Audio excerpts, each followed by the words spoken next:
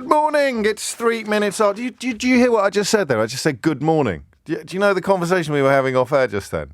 So I'm lucky enough that the chaps that I encounter first as I come into the studio in the morning, as they get it ready for broadcast, are multilingual. Bob speaks Greek. Andreas speaks Spanish. Keith speaks Australian. And I just wondered this morning whether is there any other language where you drop the good on morning? So, you know, the Australians still say g'day. They haven't dropped it. They've abbreviated it to good. But Greek people don't walk around and go, mera, which just means morning. You say, kali mera. Buenos dias. No one goes, dias. The Irish go further. They add words. Top of the morning. Top of the morning too. Is there any other language where they just say morning? I tell you why, because as I walk up the corridor, old Aled Jones is on Classic FM this morning, so I give him a little wave. So I go, morning, Aled.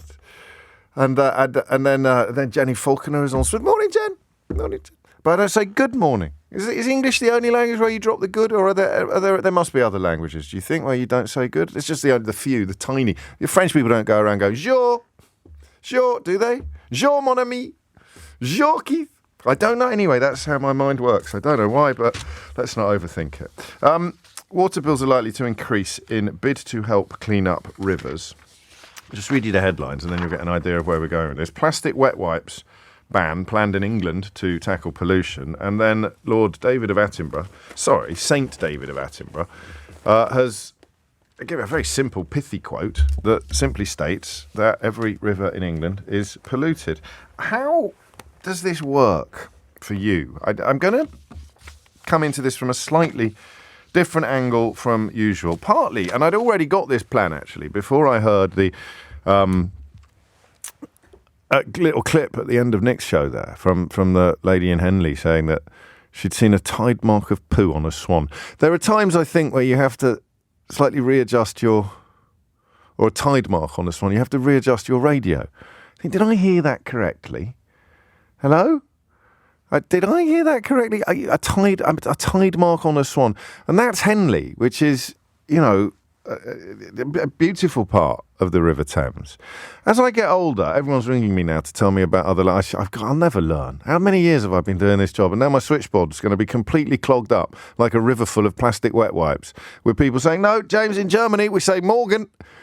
Morgan, don't put people on. Don't ring me. Do not ring me to tell me what you say in other countries. All right, Tim in Leatherhead, put down the phone. I don't want it. No, it's not a phone-in topic. Apparently people in Spain say buena, but only in the afternoon. Buena in the afternoon. All right, stop that now. It's just something for you to think about, not to ring me about. I need my phone-ins for the water. I need my switchboard for the water. As you get older, you appreciate more, I think. It's gone nuts, this now. I might as well just, what should we do? Put some music on for 10 minutes. Wait until Eleanor's dealt with all the people ringing in about whether other countries drop the good when they say good morning, and then start again at 10:15? Or should we bring Simon Marks on early to talk to us about American politics? I've got to stop doing these weird little flights of fancy at the top of the show because it messes everything up for about 15 minutes. Anyway, the good news is I'll do an even longer monologue than usual in order to keep the switchboard clear. As you get older, you are sometimes surprised by the things you appreciate that when you were young you thought were a little bit ridiculous. I really envy young people who are into natural history. I really envy young people who are into bird watching or just, you know, scenery. I grew up in a beautiful part of the country, two beautiful parts of the country actually. I went to school in North Yorkshire and I grew up in mostly rural Worcestershire. And I you know, the stuff I could have done if I'd been built slightly differently is off the charts. I could have been an expert on anything from ferns to you know, fauna. And as I got older, I just started getting really excited by it. Do you remember years ago when we went out with a chap called the Urban Birder? A really interesting guy who grew up in sort of the North Kensington area. And he took us out bird watching. And he took me to Wormwood Scrubs, where I had spent quite a lot of time. I used to go kite flying there with one of my godsons. I knew Wormwood Scrubs really well. It was walking distance from a flat I used to have. And he I can't even remember why I booked him. I think I heard him on another radio station. I thought, oh, he's interesting. I go through these phases of thinking, oh, let's do something a bit different on the radio. And then I go off and do something like go out bird watching with someone, and then I forget about it. And then for another 5 years until I have let's do something a bit different on the radio. Whoever has the misfortune of producing me at the time has to go, oh, yeah, great idea. I'll bring the microphone. You can talk to the bird watcher. But this was fascinating, absolutely fascinating, because do you know what happened? This will knock your socks off, seriously. I'm standing on Wormwood Scrubs next to the prison. Just a sort of parkland, really. There's some pitches down there, football pitches. People go down there and fly kites, as I say, probably drones these days. We're pausing, and he says, right, let's just stop here for 5 minutes. And he went, look, over there. And it was a kestrel. An actual kestrel doing, I think it did a hover, and then it did a swoop. It caught something, and then it carried on flying to a wooden post in the middle of Wormwood Scrubs, which it turns out is actually there to encourage precisely this sort of activity, and devoured its prey. This is in the middle of town, it didn't be practically in Shepherd's Bush. In the middle, that was what? I don't know. No one pays enough attention to this programme to remember exactly when that was. But I'd say 10 years ago, maybe more than 10 years ago, actually. And I mention that because as I got into my 30s and then my 40s, I just started getting really intoxicated by natural history, by wildlife. And there is probably no more important conduit for wildlife than water. Obviously plants are going to be statistically more important. But in terms of encountering things, little things that just blow your mind with the magic of it. I saw a kingfisher by the canal in Brentford once. Would you believe? It doesn't sound very romantic, does it? A canal side in Brentford. It's still quite industrialised around Brentford if you're not familiar with the area. It's got like old school shipyards, or boat yards, not shipyards. But an actual kingfisher, that little flash of green and blue, and you catch a tiny little thing with a really long beak, quite elusive, gorgeous. And then, of course, you've got all the stuff that's living in the water. And the more fish there are, the more things there are living in the water, the more likely you are to encounter wildlife that preys on it, that preys on the water life, marine life. And so I find that, listen to this, the River Severn flowing through Shrewsbury was once one of Britain's premier fishing spots, hosting national-level events. Now, because of pollution, Andy Jones, the local fisheries coordinator, is not even sure if he will host the annual local championship this year. That's gone from national to not even sure we're going to do local. He told the newspaper, which I heartily recommend, by the way. I spend a lot of time slagging off corners of the British media, so probably a bit of time spent praising some. The newspaper is a really, really well put together organ. It's got it right, this attempt to sort of straddle digital and print and reflect and recognise the changing nature of the country. As the Daily Mail sort of speaks to people with at least 1.5 feet still in the 19th century, the newspaper is squarely in the 21st. But they spoke to him. He told the newspaper that the state of the river is now so poor. Is it 10:11? Don't put down, if you're having a bacon sarnie or something at the moment, you might just want to put it down, all right? Just give me 5. It's so poor that you're more likely to catch sanitary products than fish. He said, we don't want to come to Shrewsbury. Anglers are telling him we don't want to come to Shrewsbury anymore for these competitions because we love the venue, but we're not catching much. And all we're catching is disgusting things on our lines all the time. Shrewsbury, like a lot of places, has a Victorian sewer network and dozens of storm overflows now discharge into the River Severn when flows are too high. 28 of those overflows congregate around the area where the fishing competitions used to take place. And you've got announcements today from Therese Coffey, who, again, seems to at least deserve a place in the race to be the most useless politician in the history of uselessness. She's announcing that wet wipes are going to be banned in England under plans to tackle water pollution. The ones that have got plastic in them, which is almost all of them, it should come into force in the next year. It's part of a wider plan to improve water quality in England, where just think about this, after 13 years of Tory rule, not a single waterway or river is considered clean. Not a single river or waterway is considered clean. I don't know enough to tie this into European Union membership or European Union departure, but I do know that when they were judging our beaches, we used to celebrate when a beach was elevated from dirty to, delightful. Those weren't the technical terms. And here's Therese Coffey banning wet wipes. Here's the funny thing. Guess what they announced in 2018 when it comes to cleaning up the rivers? Go on, have a guess. Banning wet wipes.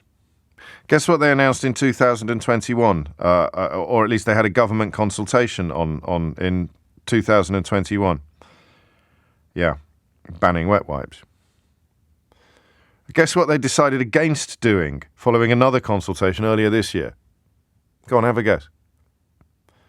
Yeah, banning wet wipes. That's not even 13 years of Tory rule, that's 5.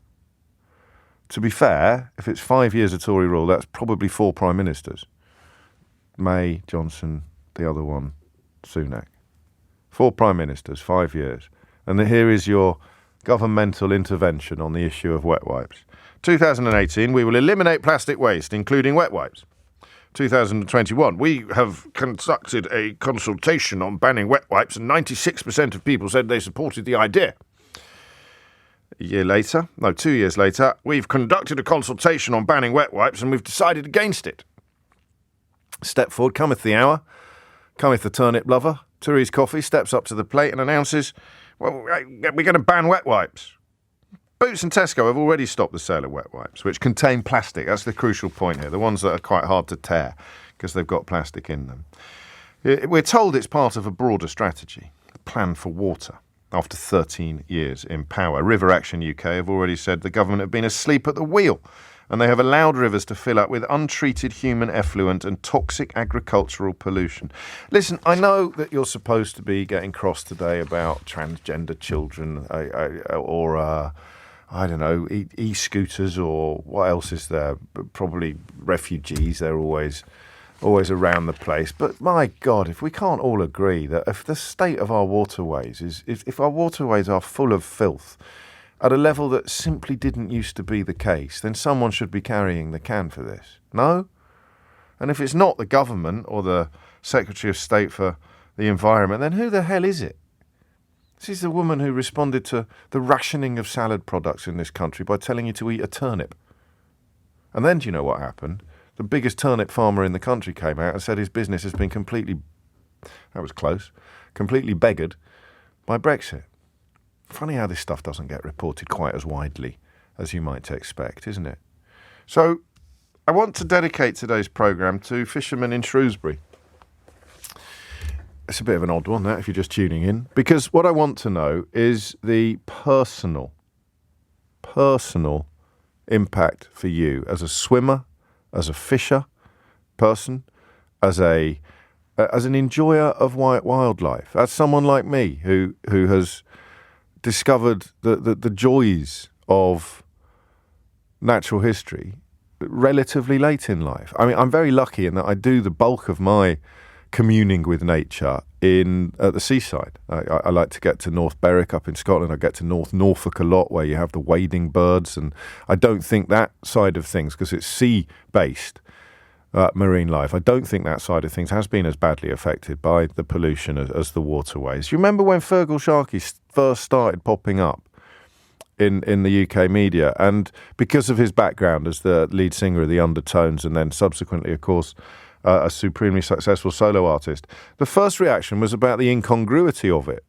You know, Fergal Sharkey, if you grew up in the 80s, it would be a bit like seeing, I don't know, Tracy Ullman start talking about vegetarianism. You got Fergal Sharkey, not Tracy Ullman. Well, anyway, a big 80s pop star popping up to talk about something that had absolutely nothing to do with singing or with the music industry. But my goodness me, what a legend Fergal has turned out to be. Talk about a canary down the coal mine. Calling this out simply because of his passion for fishing in chalk streams. And the chalk streams, in a way, were a litmus test of what was happening more widely. They provided a little glimpse of what was happening on a much grander scale with the filth being pumped into our rivers. And we've done it it's not boiling a frog territory, really. It's plain sight, this. It's happened in plain sight. They privatised all the water companies without introducing any competition. Regulation is, shall we say, light. Again, a very important moment to remind you that when they talk about a bonfire of regulation, they are talking about making it easier to shovel... Can I say that word? Not, definitely not. Even when I'm really angry. Surely there's an Ofcom defence of passion. No? Can you get a beep ready then? Can we get a beep? No? Pumping poo, is that all right? Can I pump poo?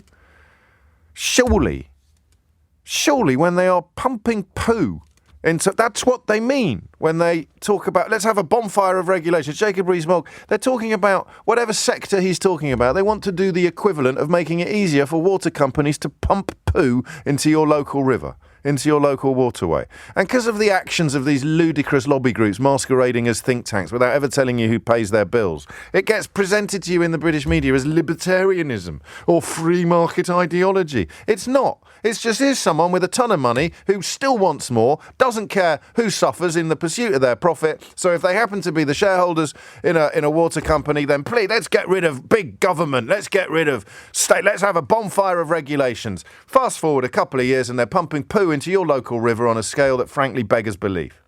It's not complicated, this stuff. It just doesn't get explained properly because the lobby groups masquerading as think tanks are in cahoots with the people that run the newspapers. And they create the ecosystem that even places like the BBC don't properly investigate. Very often. They sometimes do. They do better than anybody else does. But there it is. That is it. Your free market ideology, your bonfires of regulations, you give big businesses, even if they are in territory that was previously inhabited by the public sector, you give big businesses free rein to pump money into their own pockets while pumping poo into your local river. And it should make us angrier. I sense it is now beginning to cut through.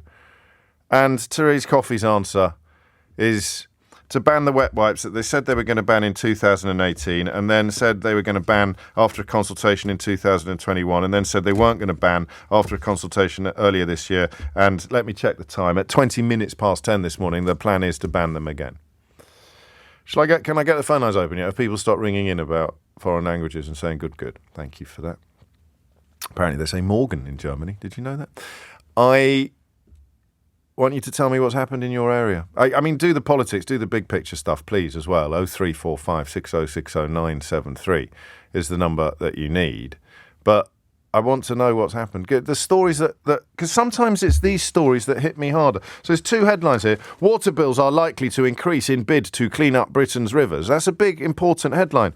But this one got me. Much further down the page, right at the bottom of the page, just a 10 paragraphs or so, anglers spurn River Severn saying, wait for it, we're catching disgusting things. Works both ways, doesn't it? And I know a lot of you are reminding me sewage is pumped into the sea as well, because surfers are getting sick at a scale that also beggars belief. So just, what's your equivalent? What is the equivalent in your life of the fishermen in Shrewsbury who are now more likely to catch sanitary products than fish? 0345 6060 973. It's 10:22. It's an exceptionally long introduction. Keith's very cross. Straight to the phones. Victor's in Wandsworth. Victor, what would you like to say? Hello, James. Long-time listener, first-time caller. It's taken 10 years of boats, Brexit, and all the other things that you discussed. And this is it. Pumping poo. This is it. Pumping poo, yeah. As a young man, as a young boy, I would go to scout camp in the River Wye, just near Chepstow, sort of on the Gloucester-Welsh border. Oh, lovely. And we'd swim in there, and it was just the most beautiful thing. Yes. 30 years have gone by. I'm now a parent, and when my child goes to scout camp, he can't now swim in that river. I'm a civil engineer. I've worked in the water industry, and this is the thing that will influence my vote more than Brexit, boats, all the awful things that have happened. It just breaks my heart for the simple reason that it is the most innocent and beautiful thing for a child to be able to bathe in the water on a nice day, or for an older person to do some fishing and relax. It's just such a human thing. It's beyond. It's visceral as well, isn't it? You're giving us the pastoral, but there's also the sort of planetary element. I mean, it's such an indicator of how clean our lives are, how clean our environment is, and they've absolutely carked it. Yeah, and it's such a shame. I've worked in the water industry, and it just it's a real shame that there isn't more. Gone. No, how do you explain it then? I mean, with your professional background, how has this been allowed to happen? Because what I don't want anyone to go away thinking is that it's some sort of inevitable upshot of development or population. I mean, it has been allowed to happen. How do you understand that process personally? Right, my understanding, and I've literally built waterworks in the past. Cool. There's a lack of investment. It's with the private ownership, and I'm not going to be sort of a big kind of we must nationalise again. No. The thing is, with the private ownership, the shareholders, whoever it is, a pension fund, whether it's the Qatari government, whoever, need a return of 4% a year or whatever it is. Yeah. And it's like... Well, the bigger the better, really. First. Exactly. And that's obviously going to affect the C-suite and how they're remunerated. So you have this business model where it's absolutely fine to do the dumping in the, through a CSO, a combined sewer outflow, because you're managing risk all the time. If we do a great big investment that might cost us 100 million quid, that's one thing. But if we dump into the water, say, 20 times a year, that'll cost us 50 grand a pop. So let's just do that. So you buy in, you load a company with debt, you take out as much as you possibly can, and you do everything you can to avoid spending any money at all on what might be called long-term care for the waterways, or minimising the amount of rubbish that gets pumped into the waterways. I think that's it, possibly in a bit in the extreme, but to put it more on a slightly light-hearted sort of thing, You're in a boat, it's got a few holes, and you're bailing away as much as you can to keep it afloat, but you're not going to spend any money on a bigger bucket to get enough water out to kind of get you to where you need to go long-term. There's I mean, just going back to 2017, looking at what Macquarie, an Australian bank, did with Thames Water, £2 billion they borrowed in 2007 and 2010, but it was used for the benefit of the bank and its investors, which owned and controlled the UK's biggest privatised water company. So because the company was worth so much, they can borrow a ton of money on the back of it, but then when they come to move on, when they come to sell up, the debt remains. It's incredible, actually. But that's what happens in an unregulated free market economy, as brought to you by various ghouls and vampires on Tufton Street. Is there any way back? I mean, could you, if you were building a waterworks, could things improve? I mean, obviously they can improve because they were dirty before and they're cleaner again now. But how big a deal would it be? And I'm asking this question with my tongue 48% in my cheek. How big a difference will the banning of plastic wet wipes make? I would say that that's not at all an issue at all. I think the way back is through regulation. It's saying the business model is essentially built and set up so it's okay to dump sewage. Yeah. And you'll pay something for that, but not enough to make it something that won't make. Well, I can't remember the word. It's not a disincentive to do that. No. If the system was changed to maybe upset a few financial sort of organisations that own these companies and actually encourage them to invest. Well, £90 million was the fine issued to Southern Water, which was bought in 2021 by the Australian bank that I just told you about with regard to Thames Water. They were fined a record £90 million for dumping billions of litres of raw sewage off the North Kent and Hampshire coasts, and they were found to have done that deliberately in order to avoid financial penalties and the cost of upgrading and maintaining infrastructure. So this is where I feel a bit stupid, because this is happening. You know, what were we talking about in 2021? Probably bloody Brexit, which we have to talk about because it's made these situations worse, just like it's made Dover worse. But that's incredible, right? A company gets busted for it. And the rationale for why they've done the thing that they got busted for was it would almost be cheaper to pay the fines for dumping billions of litres of raw sewage than it would be to pay for the improvements that are needed to deal with the raw sewage so it doesn't have to get dumped in our rivers. And the shareholders get a dividend. Yeah, I mean, imagine your parking fine for when you a parking ticket, let's just say a parking ticket in Wandsworth. Imagine that was £3. Yeah. whereas the permit is, I don't know, 1,000. What are you going to do? I'm going to park my car in your garden every day, and frankly, you can get lost. It's a really good analogy, actually. I normally balk at the very mention of parking tickets on this programme. As a 10-year-long listener, you'll be well aware, but that was every rule has its exceptions, doesn't it? That was a very neat play from Victor. Close to getting a Ray Liotta as well, but I'm already so late for the news, I haven't got time to consider that proposal. Thomas Watts is here with the headlines. You know when you read, I mean, the PPE scandal, if you haven't listened to my full disclosure interview with Carol Vorderman yet, you really must, because you just don't get what you need to make informed decisions anymore. You really don't. And I don't know whether you've noticed, but Carol, along with Gary Lineker and Emily Maitlis, of course, and to a lesser extent, your humble presenter, are accused in newspaper articles last week of being part of a new liberal elite that is secretly controlling the country in defiance of the will of the majority. It's written by a very strange man who once contacted me for an interview for a book he was writing about Nigel Farage. And I agreed. And then he didn't turn up and wrote absolute nonsense in the book about that interview I once did with Nigel Farage when he got dragged out of the studio by his own PR man because his trousers were falling around his ankles every time he opened his mouth. So he's now gone on to write a book about the new liberal elite who are secretly controlling the conversation. Because you can't. I mean, water companies, why do you think they hire lobbyists, or they seek access to ministers, or end up with people on their letterheads? Why do you think all this stuff happens? It's so that they can carry on doing terrible things. And yet here we are. Our rivers are full of shocking amounts of sewage, and Therese Coffey's announced a ban on wet wipes from 5 years ago. I wasn't expecting this one to get... I thought this was going to be a bit of not light relief today. I don't want to get blackballed by Fergal Sharkey. I know exactly how serious the subject matter is. I didn't expect it to be quite as enraging as the scenes in Dover at the weekend, when the people responsible for it are so obvious and so front and centre and so fundamentally dishonest that even what's-a-chops Braverman can turn up on the telly claiming that it's got nothing to do with Brexit. It is like, what are the famous examples of that? What are the famous examples of, people weeing on your head and telling you it's raining? Or I mean, the ones who will stand... Oh, Comical Ali, the guy in the Iraq war, was standing there saying everything's going great and there's buildings blowing up behind him.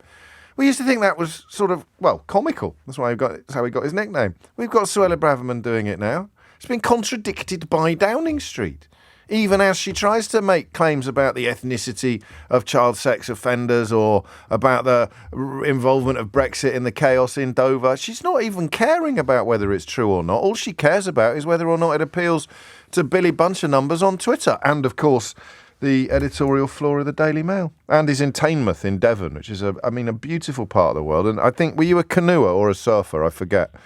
I was a kayaker. Kayaker. It's a terrible phone line. We talked about the You're going to have to sort that phone line out, Andy. Sorry, mate. Benjamin's in Kings Lynn. Benjamin, what would you like to say? I'm just calling up because I hate to say, but I could sort of see a lot of this stuff a long time coming. Yes, I'm sure you could. But presumably because you are a bit closer to the action than most people. Yeah. I for about 3 years or so, I actually used to work at Natural England, which was a sub-department in DEFRA. Yes.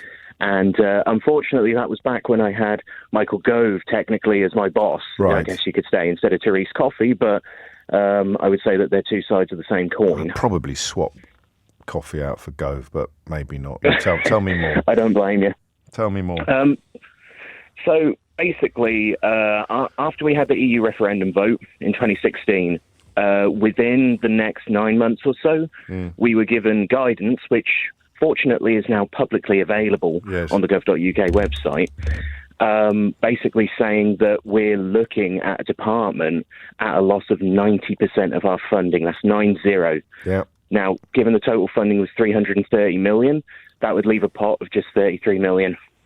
And don't get me wrong, now they've done a massive U-turn. As of last year, I saw that their budget had gone back up to a predicted 262 million, but that money's it's just not being used in the right place. The whole point of what we were doing in our department was to stop ground source issues from leaking into the water table. And this has, and this is why wet wipes are such a ludicrous diversion. Sarah's on the same page as you. She says, "I'm so glad you're talking about this, but no mention of the numerous industries and farms pumping chemicals into the rivers. Not a thing lives on our riverbanks now. The waterline is hard brown and dead almost everywhere, and it's not due to wet wipes." I totally agree, and it is a damn shame. It really is, because the thing is, I got to hear people who were going through a lot. And like we have a special line, we had a special line set up for people who were, let's say, needing additional support in terms of their mental health. It is pretty dire in that sector, and I can't imagine what it must be like for other independent workers as well, or smaller farms, because they don't have the money to just tarmac over everything to stop, say, their nitrates from leaking into the water table. So there's investment in environmental infrastructure that would limit the amount of damage being done to our environment. And if you're looking at the bottom line and you're worried about meeting your bills at the end of this year, that is not going to be at the top of your priority list. The top of your priority list is going to be keeping your farm solvent, which is why supranational organisations are ideally suited to come in and sort of recycle money that governments have paid in to a central fund and direct it to the areas where that money is most needed. But what did we do? We pulled out of the biggest supranational organisation on the planet. Yep, with the irony being that one of the partners within the EU actually designed the software that's now currently used by the Rural Payments Agency to map all farms.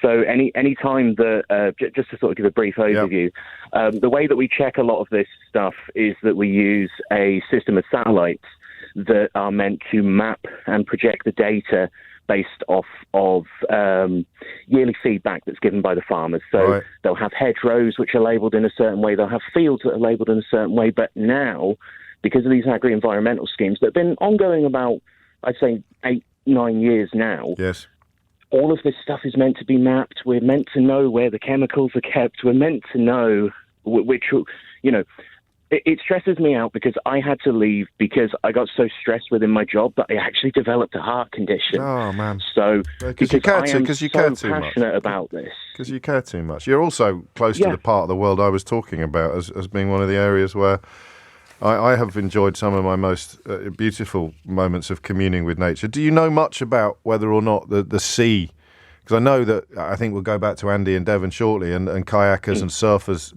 deal with sewage. North Norfolk's always seemed to me to have been quite lucky in this area. Am I ill-informed? No, I would agree so. So I have family who have a caravan near Cromer, which is on the North Norfolk coast. And a lot of the time they do say to me, it is still relatively clean there. But where I am, where the River Naus is quite literally just a half mile away from where I live. Right. And the watercolour's changed. Let's put it like I'm not even talking, say, like algae buildup or anything like that. It is genuinely just murky now. It's disturbing. It really is, and I fear for what's going to come. Filters through if these legislations get passed. Yeah, well, I mean, we'll talk to Fergal actually. I think after the 1:45, and find out what his views are on the likelihood of what's being announced making the blindest bit of difference to everything. But helpful for Benjamin to remind us of the farming. How are you going to deal with all the chemicals rushing into the rivers as a consequence of farming?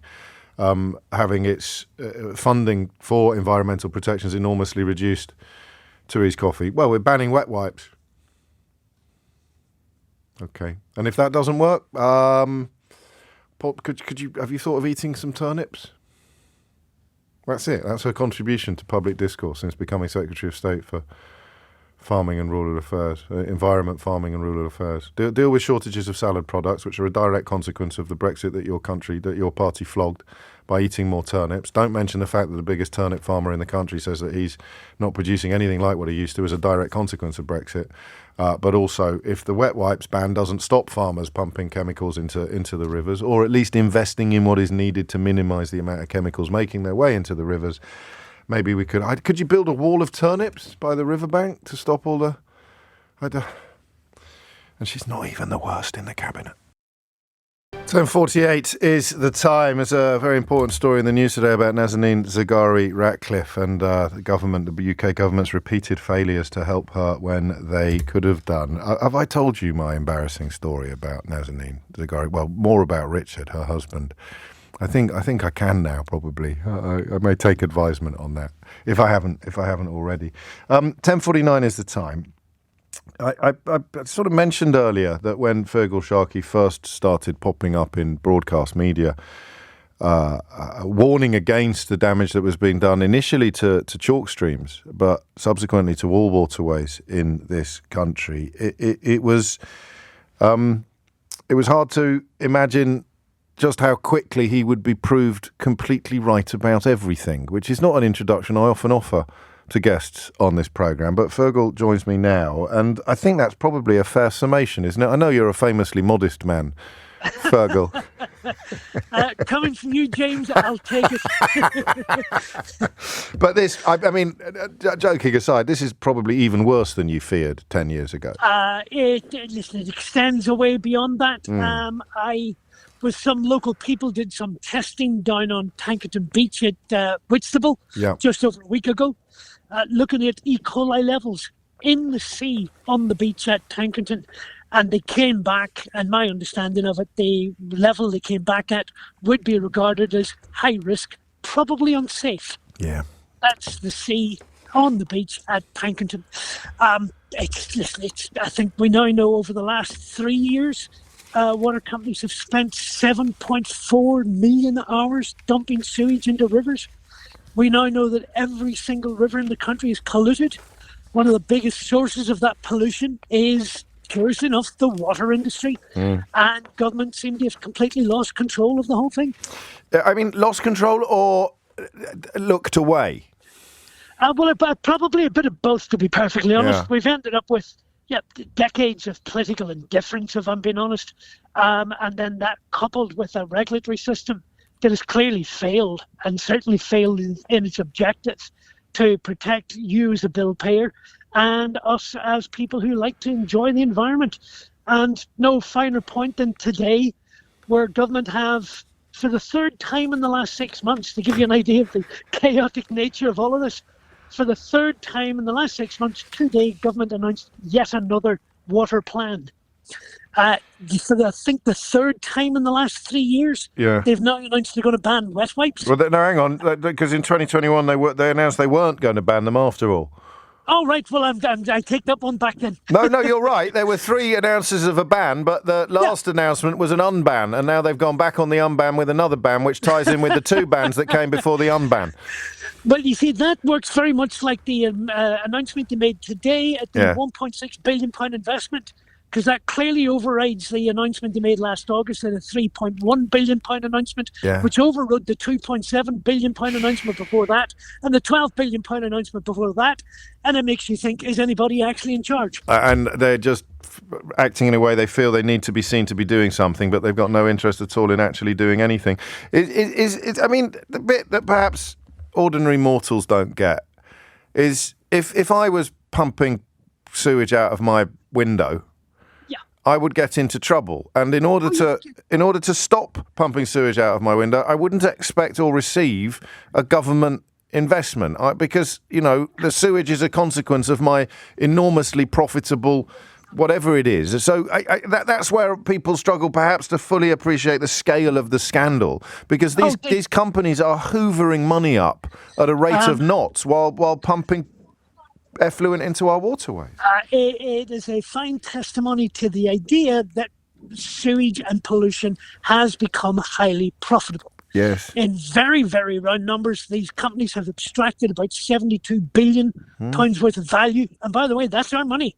As my friend George Monbiot puts it, the only non-leaking pipe a water company ever came up with is the one between bill payers' pockets and their bank accounts. And it's very true. Yes.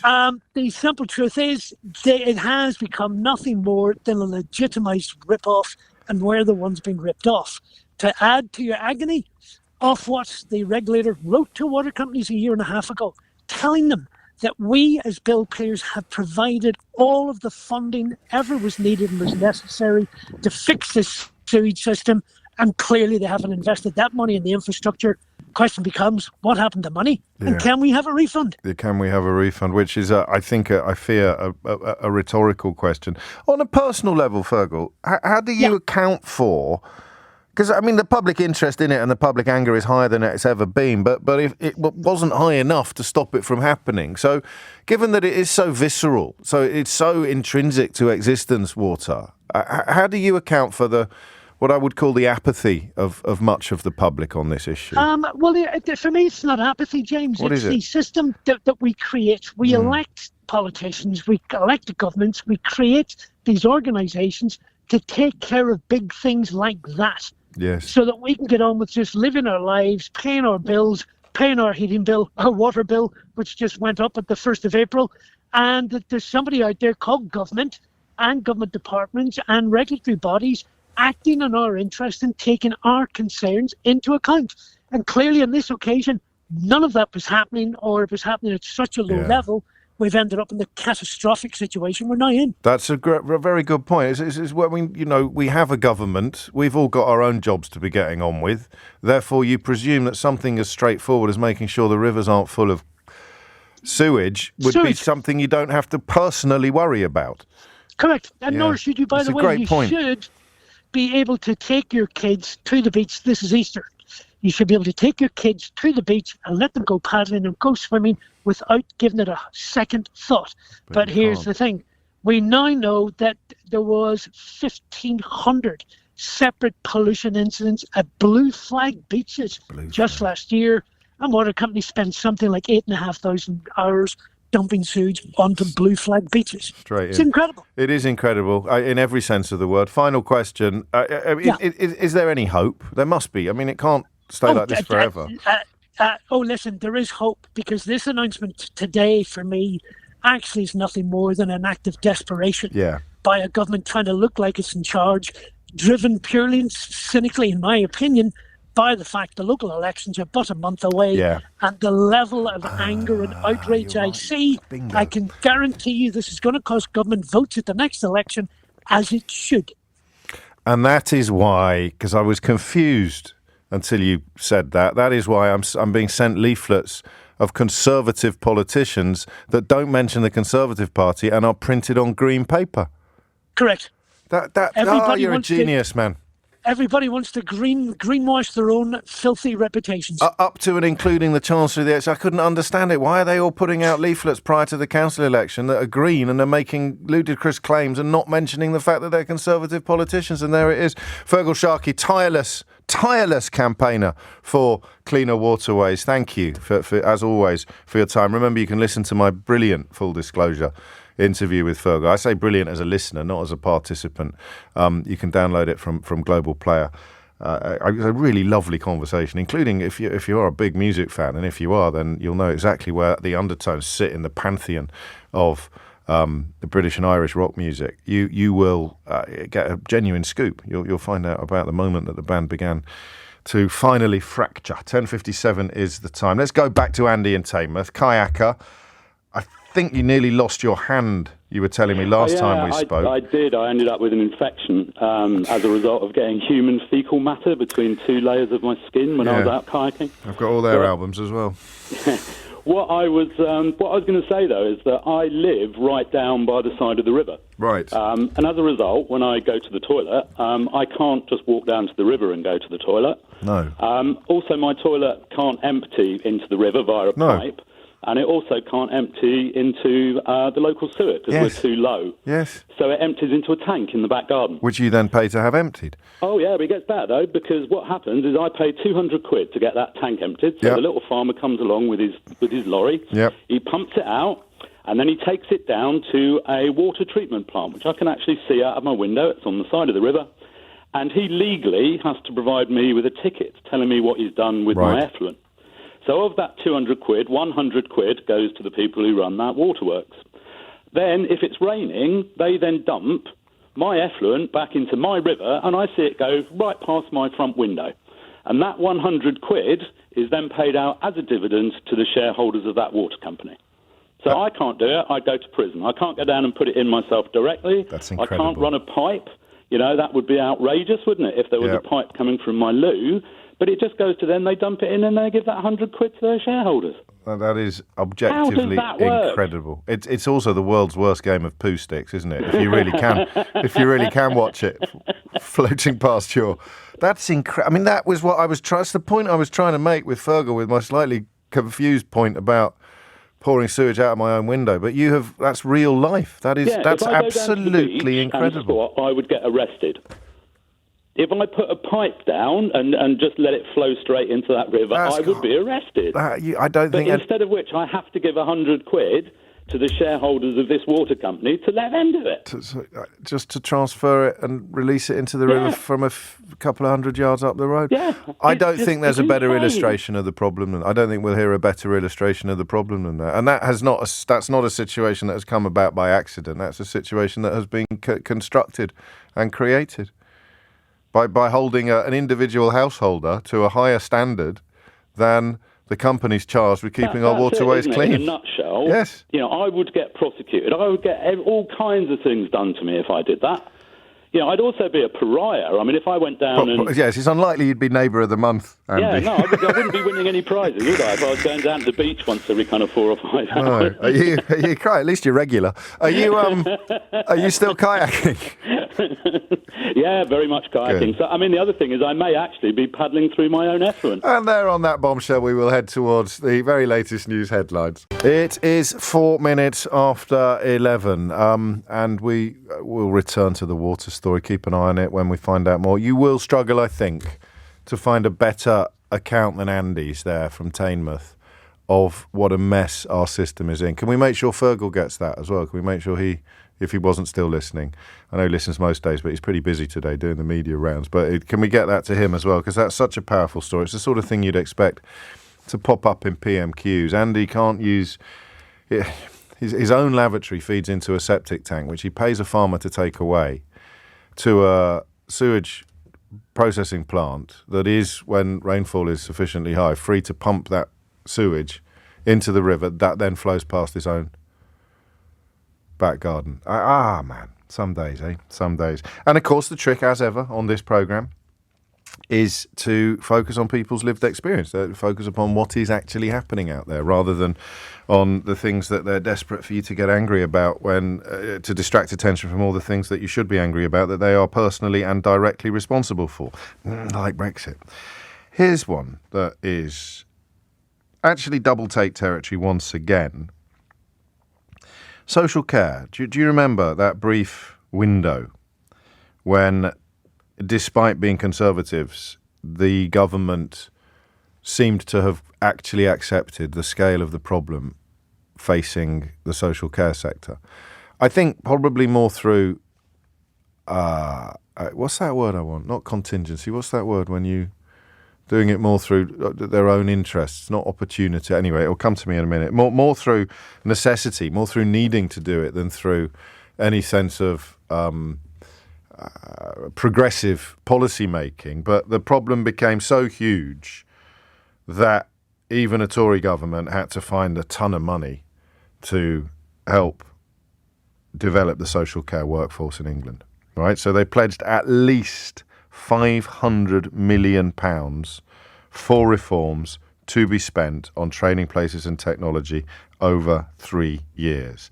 The argument was that this would give care, social care, the people that look after us and our loved ones when we can no longer look after ourselves or our loved ones, would give it, the government said itself, I quote, the status it deserves. It was a white paper. It was, such a long time ago. It was at least 2 ban wet wipe announcements ago. So long ago, in December of, I don't know if you remember 2021. Things were different then. It was in December of 2021 that the Conservative government announced the dedication, or published the white paper on social care that pledged, I quote, at least £500 million for reforms. It also had the creation of a new care certificate qualification and funding for hundreds of thousands of training places. Guess what's happened? Yeah, they're halving it. Like, how much did they waste on PPE contracts for their mates and their cronies? In fact, when you look at the size of some of those PPE contracts, you realise that maybe that original 500 million quid wasn't as much money as it sounded like in the first place. Anyway, how much did they spend on their test and trace system? And how much consequence has What's a Chops Dido Harding faced for its largely unsuccessful impact? You see what I mean? I think she's probably in the House of Lords, is she? If she wasn't already. So they're halving it. They're going to invest at least £150 million. Oh, this was the original white paper. No mention in the announcement today from Helen Whately of the £25 million that was supposed to support unpaid carers, or the £300 million that was supposed to integrate housing into local health and care strategies. So the social care workforce was supposed to be receiving £500 million of investment, and instead it is going to receive, at the current moment, about £250 million. This has been greeted, as you would expect, with outrage. Coalition of charities saying the cut is just the latest in a long series of disappointments. And it is, as with the water, it's hard to know quite what to make of these stories. They're on the precipice. Care England and the HFT care provider warned in March that social care, adult social care, was on the precipice when it came to costs.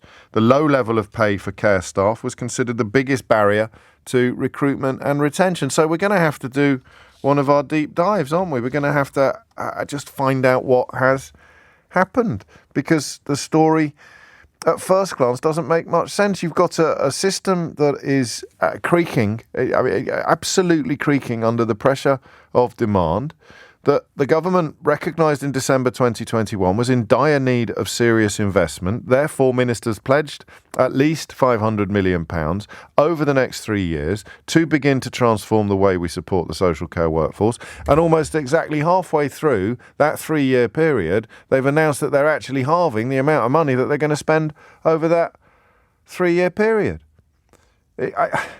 I can't do this every topic, can I? We're going to have to do something funny in the I can't sit here every single hour of every single day going, it just doesn't make... I mean, who are they? What? But, geesh, flipply. It's horrible. It's breathtaking. Director of Policy at the health think tank The King Fund said the plans are a dim shadow of the wide-scale reform to adult social care that this government came into office promising. So, look, it's not completely baffling. It's money that would have been making its way largely into the public sector, and they are allergic to that, as the conversation in the last hour showed. It's all about money for shareholders, money for board members, directors, dividends. Nothing to do with spending money on anything that doesn't involve the private sector taking a little skim off the top. Presumably some social care, or a lot of social care spending, does involve that, but clearly not enough. There's 165,000 care workers missing at the moment, which is a large part of the reason why the government made the original announcement. And I don't know what this will mean for the sector, but you probably do. So you work in social care, or perhaps more pertinently, you used to work in social care. You know that the sector is in dire need of help and support. You thought perhaps the government had finally understood that when it announced £500 million worth of investment. I mean, am I going mad, or was there a moment when they were supposed to be bringing it essentially under, or separating it from the NHS and treating it exactly like, bringing it into the NHS? Do you see how mad I am? It's like the bloody wet wipes. They announce one thing on a Monday and it's something completely different on a Tuesday. It's like a sort of Craig David song. We banned wet wipes on a Sunday, took them to the river on a Tuesday. This isn't going to work, is it? I'll stop now with that one. I should have writers really by now. I've got so many listeners. Other shows with as many listeners as this have got comedy writers working on their programme. I'm not mentioning any names.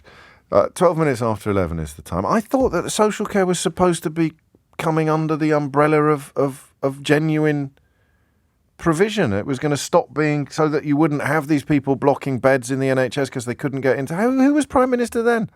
Theresa May? David Cameron? Boris Johnson. Liz Truss. Anyway, Rishi Sunak's Prime Minister now, and they're halving the money that's going to be spent. So, how bad is it? Hit the numbers now, you will get through. 0345 60 973. Demand for social care is at a record high. Levels of public dissatisfaction have slumped to a new low, and staff vacancies have never been higher.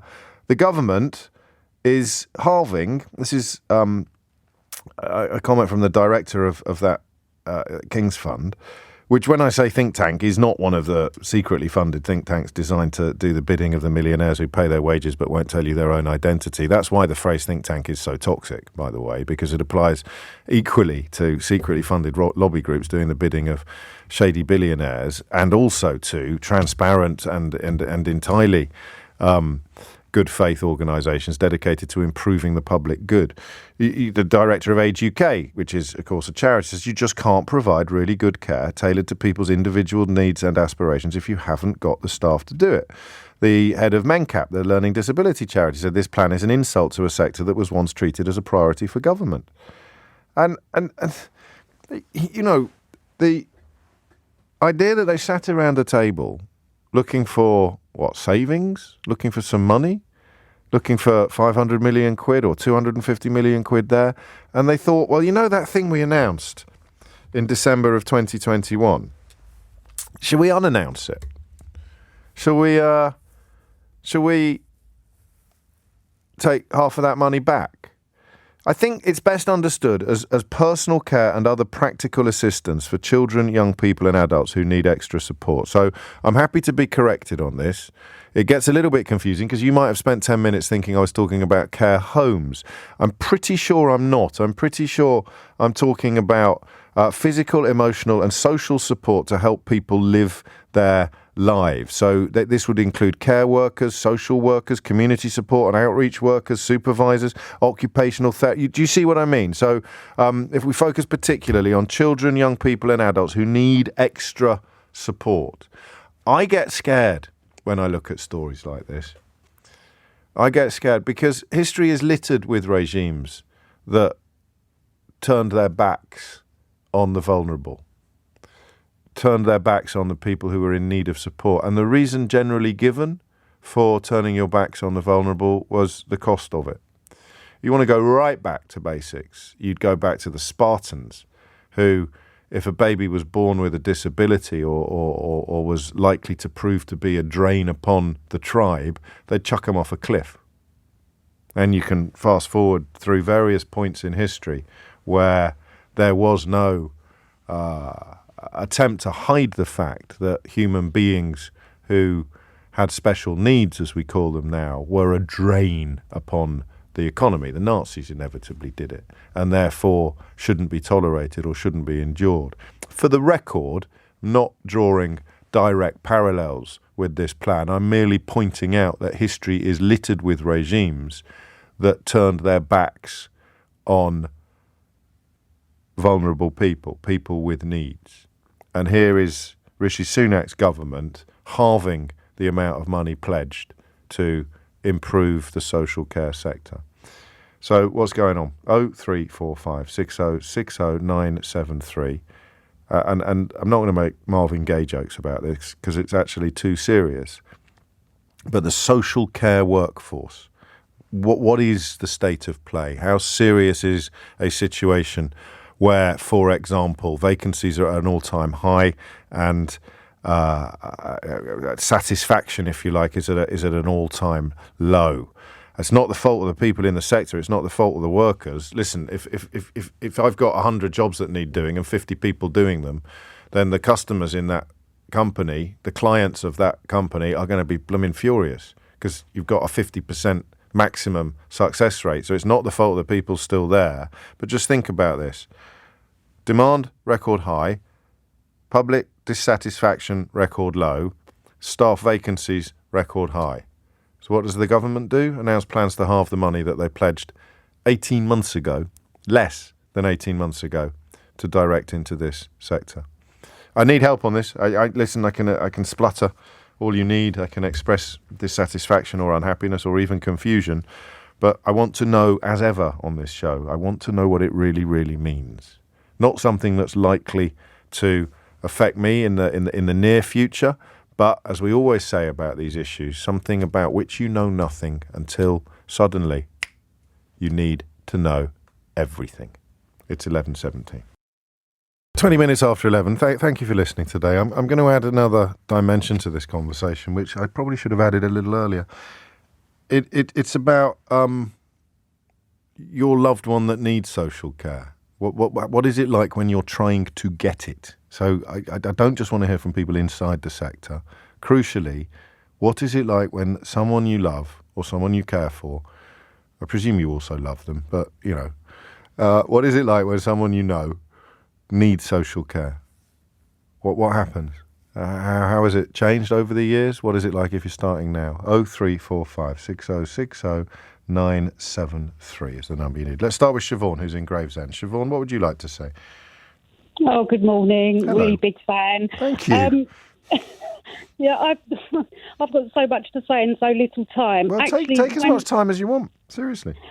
When I spoke to your researcher, I actually come at it from a previous care manager who's worked my way up from being a lowly care assistant. Oh, yes. To management. I've worked for charities. I've worked for the local authority. I've been a trainer. I've worked in a children's home as a deputy manager. So I've been in all kinds of areas. I've Clearly. also worked with the NHS as well as a dementia coordinator. But from a personal perspective, which I didn't mention, I have an elderly Ukrainian refugee here, 76 with Parkinson's, who requires social care. My brother has Duchenne's muscular dystrophy. Right. And I said to your researcher that the system was crumbling from some years ago. Yes. And it's all down to the privatisation of the industry. I hate to say this. Many of the directors of these companies have no social care background. They may be GPs or pharmacists. They may just have a business degree. They lack in empathy.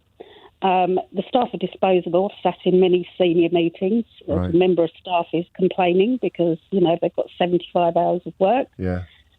And they're becoming emotionally unstable, which happens to many carers.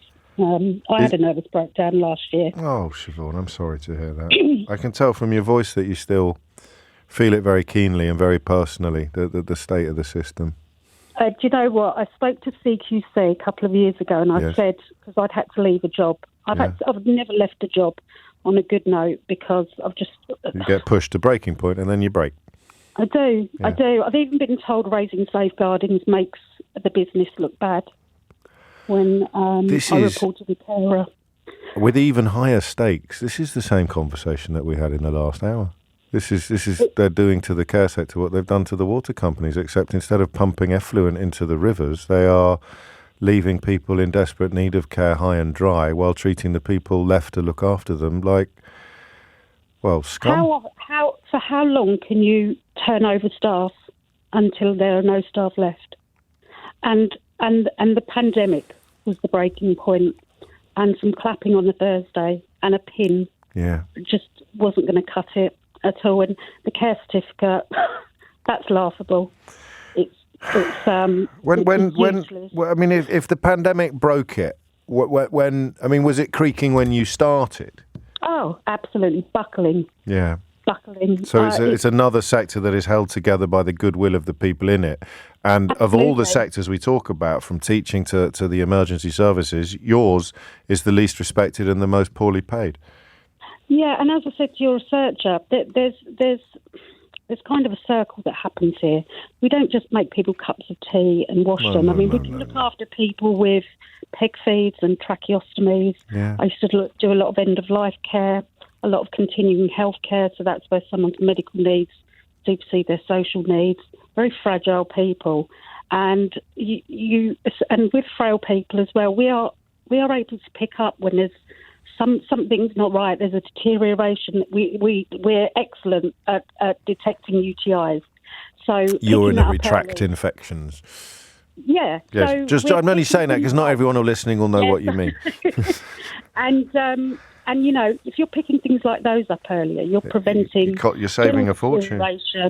The falls are absolutely, can be catastrophic, and you're more likely to have a fall with an infection.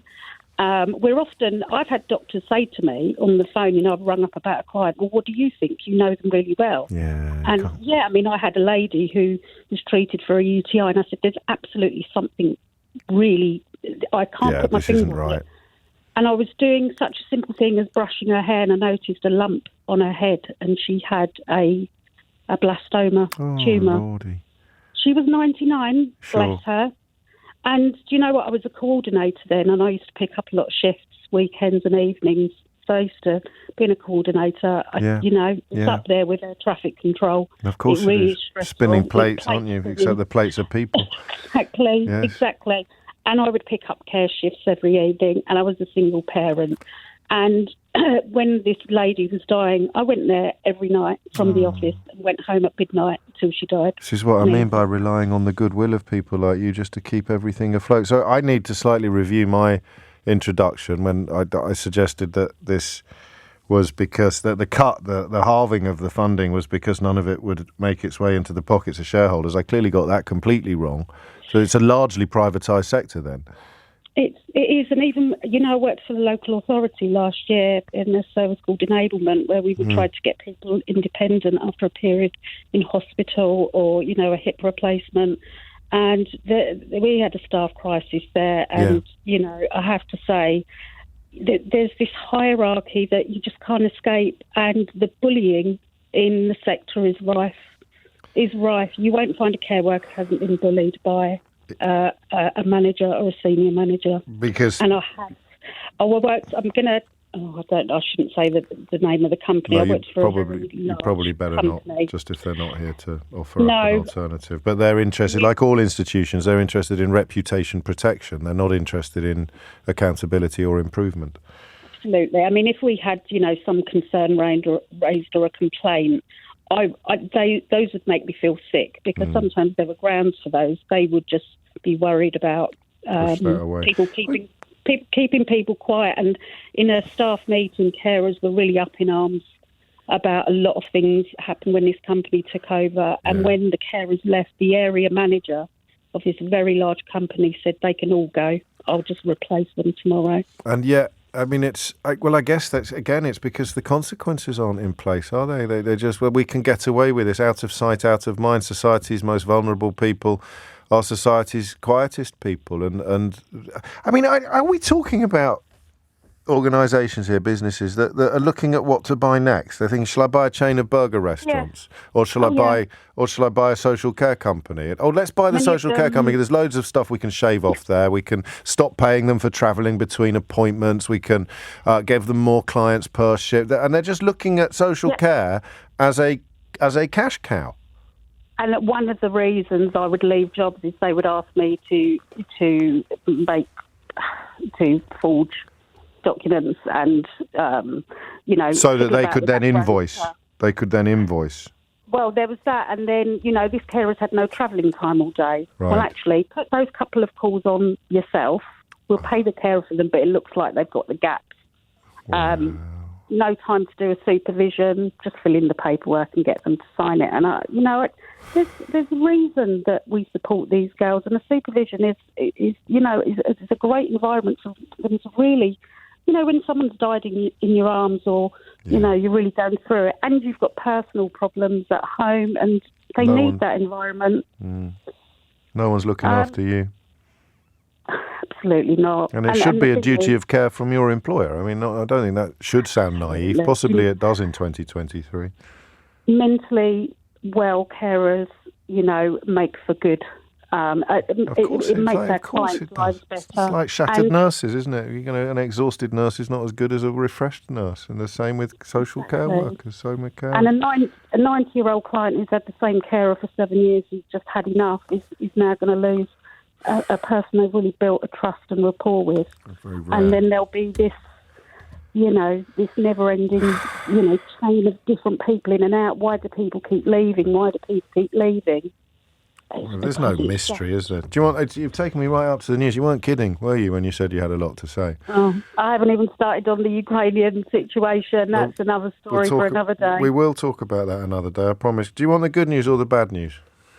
Oh, God. Tell me everything's being is going back to the local authorities. I'll be a little bit happier. That would make things better immediately. The bad news is I've still got no idea what the government are playing at when they announce a 50% cut to the investment that they announced in December of 2021. The good news is, for what it's worth, Siobhan, I can't remember the last time I spoke to somebody who was so obviously caring, who so obviously cared so much. Care, James.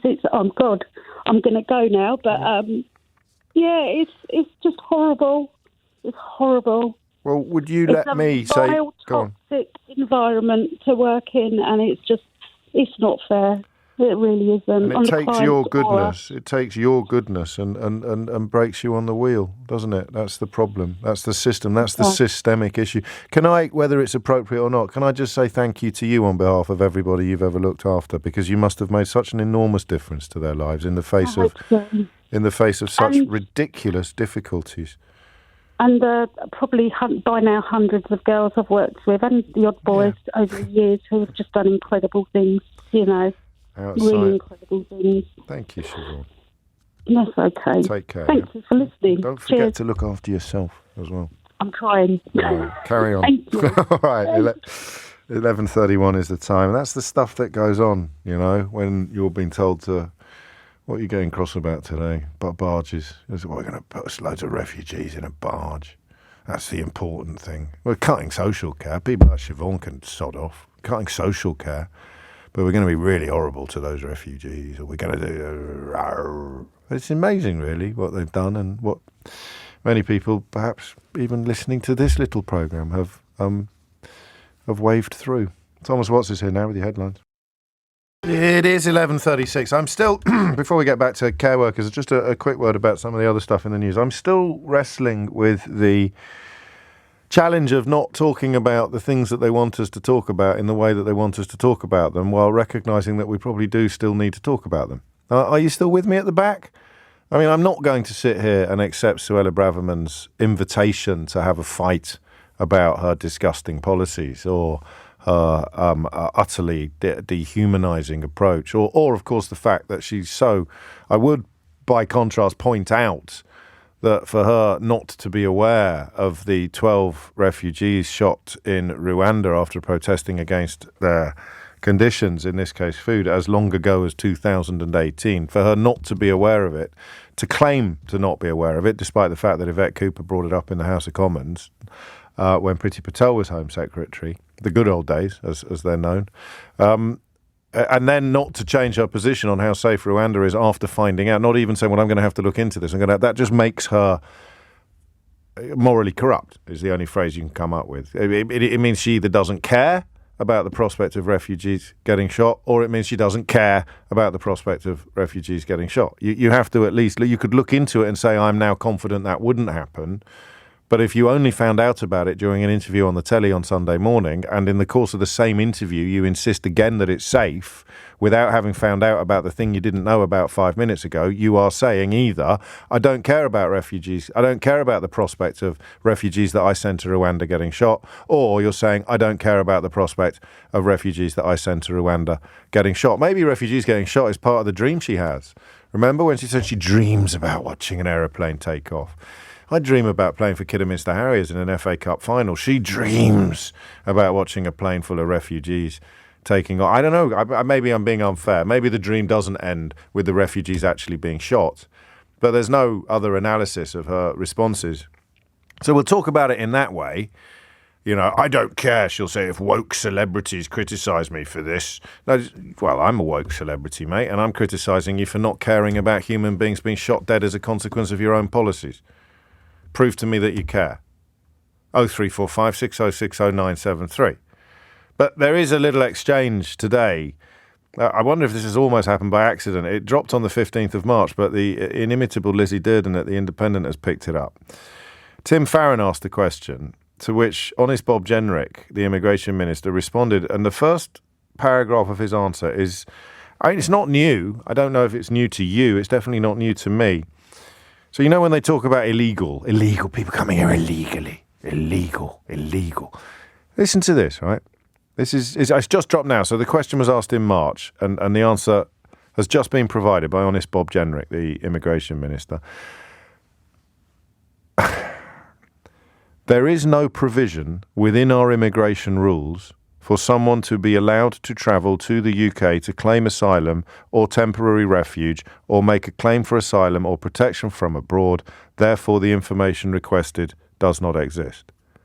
So Tim Farron, the former Lib Dem leader, had asked a question about the fastest and the slowest times that it had taken to process, in this case, an application from Afghanistan, from an Afghan in the United Arab Emirates who has a spouse here already. So the husband or the wife of an Afghan refugee granted asylum in this country. This is just disgusting. Currently stuck in the United Arab Emirates, but desperate to join their husband or their wife in this country. Tim Farron asks, what's the longest it's taken to process that application and what's the shortest amount of time? I don't know whether that was a deliberate pincer movement. It's a clever question. And Honest Bob Jenrick, the Immigration Minister, has to respond by saying, no, we can't answer that question because you just can't do it. So next time you hear a journalist or a politician using the word illegal in the context of this conversation, just remember there's no such thing as legal. That's the point that's missing from all of these conversations, all of these invitations to you to waste all of your time and energy that you should be dedicating to demanding improvements in the social care sector. You're expending it on hating refugees. There is no such thing as legal if you accept the use of the word illegal in these contexts. This is the Immigration Minister in the Conservative government today. There is no provision within our immigration rules for someone to be allowed to travel to the UK to claim asylum or temporary refuge or make a claim for asylum or protection from abroad. Therefore, the information requested does not exist. There are no safe and legal routes. Except there are. It is legal to get in a dinghy, cross the English Channel and apply for asylum when you get here. It's legal under international law. It's legal under the Refugee Convention, and it's legal under our law. You cannot be criminalised for it until Suella Braverman's new bill gets passed, which I presume will attempt to criminalise it. So there it is, and that's it. That's the government's own minister having to tell the truth when pushed by a politician who has got his head screwed on. There are no routes. There is no provision within our immigration rules. So that's an example of when I will talk about these disgusting policies being inflicted on the country under the enormous lie that the people coming here are sort of swinging the lead or taking the mick or should have come via the legal routes. Because that's why when the really unpleasant pollsters doing the business of really unpleasant people ask questions with the word illegal in them, deliberately sowing the idea that they're doing it in this manner. They're coming in a dinghy because they know they'd get turned down if they came through the proper channels. This is it, right? It's important, this. That's why they do it. We've got to call them illegal because that sows the seed in the mind of the public, even decent members of the public, not just the racist base that they rely on. It sows the seed in your mind that they're only coming in the dinghies because if they came through the official routes, they'd get rejected. But there are no official routes. Anyway, back to social care. Graham's in Hove. Graham, what made you pick up the phone? Hi, James. Hello, Thanks mate. for taking my call. You're very welcome. I'm very nervous. It's only me. Don't be. Take your time. All the time you need. Thanks so much for keeping me sane over the last 6 or 7 years. I really appreciate it. Thank you. It's mutual. I don't know if this is going to be helpful for your understanding of the situation, but basically I'm a parent and I've got 2 sons, which I look after myself. My oldest son is a CP, so he needs 24-hour care. He's 17 now, and he's just about to become 18. And he goes to a college. He's doing film editing at college and everything, and he's great. He's doing really well. But the amount of battles I have to go through, because obviously he lives with me with my other son. Yeah. So I'm a freelancer. So in terms of sort of holidays and weekends and everything, I get a thing called direct payments, which allocates me a certain amount of hours that I can use for carers. I mean, carers are unbelievably good carers, especially for someone that needs to have. I mean, he needs to have a young, vibrant person to hang out with and go out and do stuff and he's 17. 12-year-old want to do. He doesn't want to hang around with his dad. But I mean, basically, what I'm sorry, I'm stumbling. Take your time. So what happens is that I'm in a situation now where I have to I've had to turn down thousands of pounds worth of work because I just can't get carers to look after him. And I've been. And that's because of the shortage of care. So.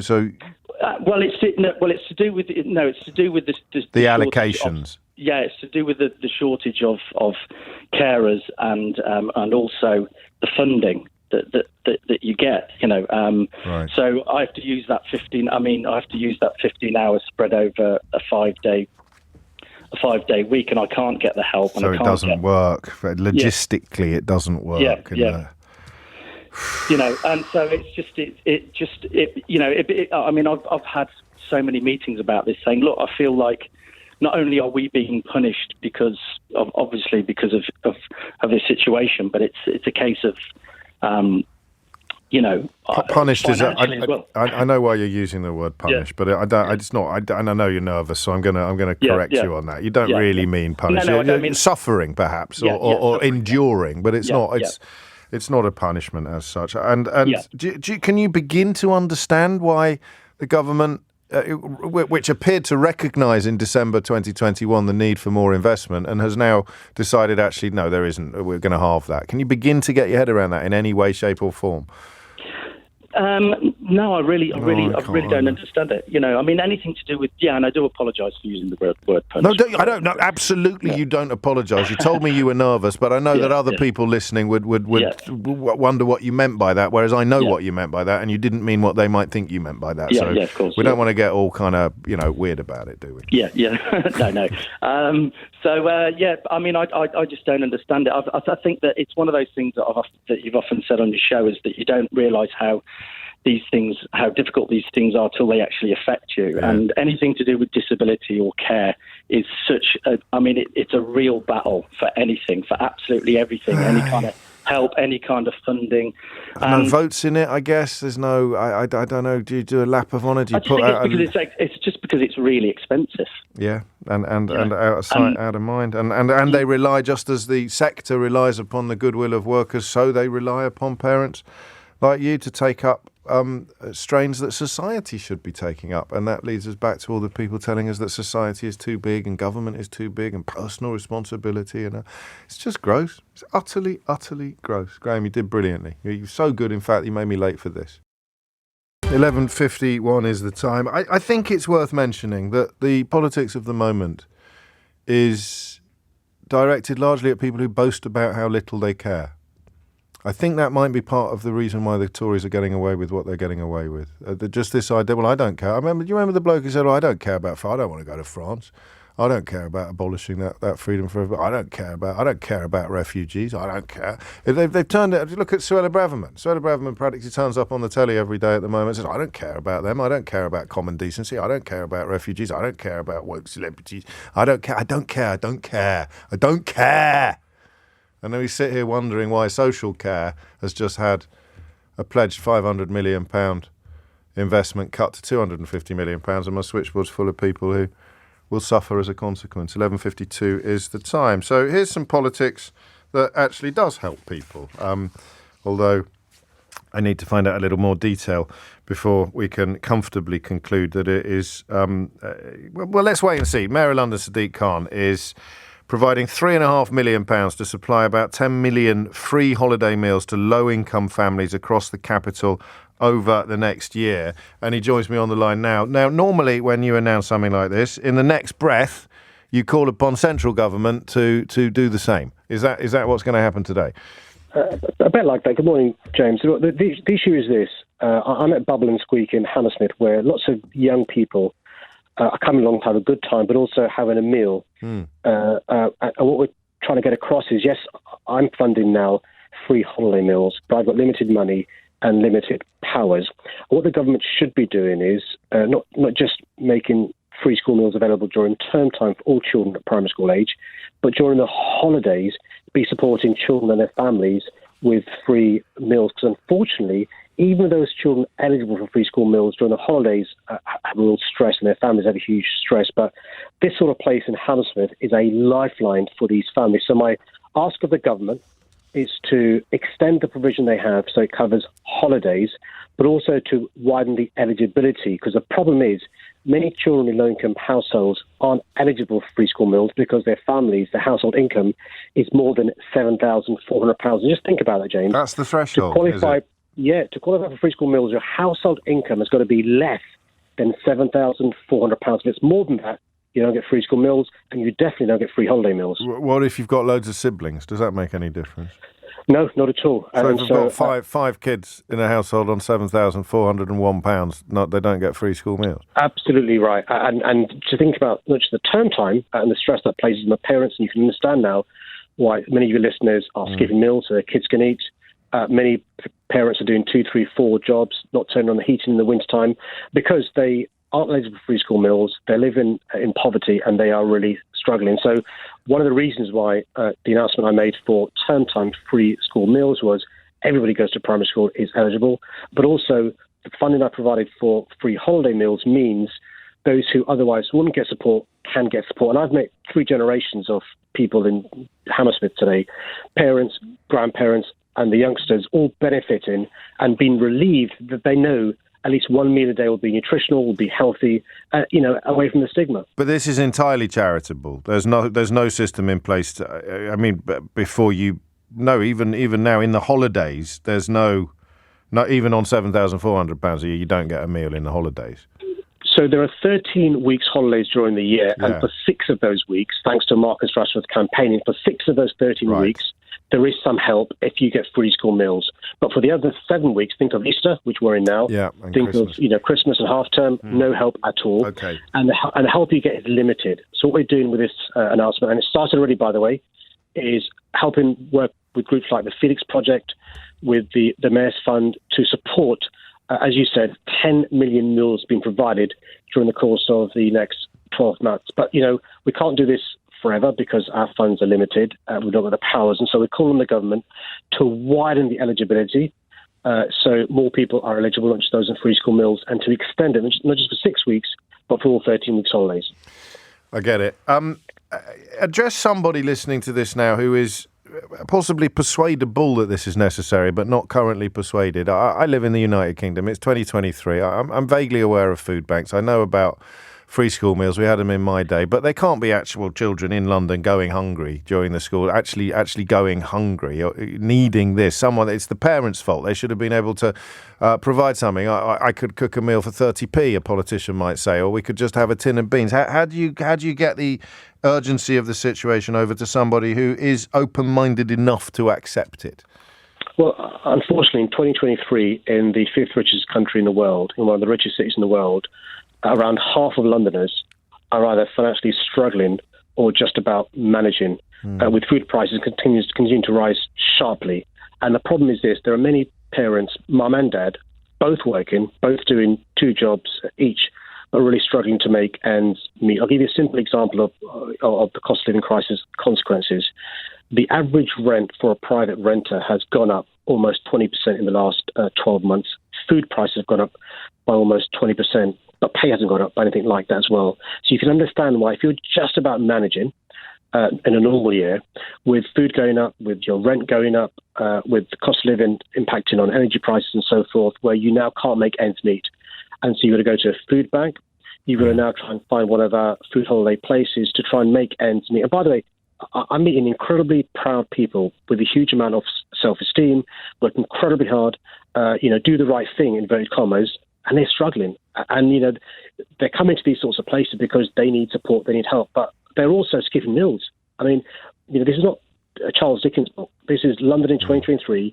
Parents are skipping meals so their kids can eat. Parents and grandparents are often not turning on the heating when it's winter because they're worried about the cost of paying that.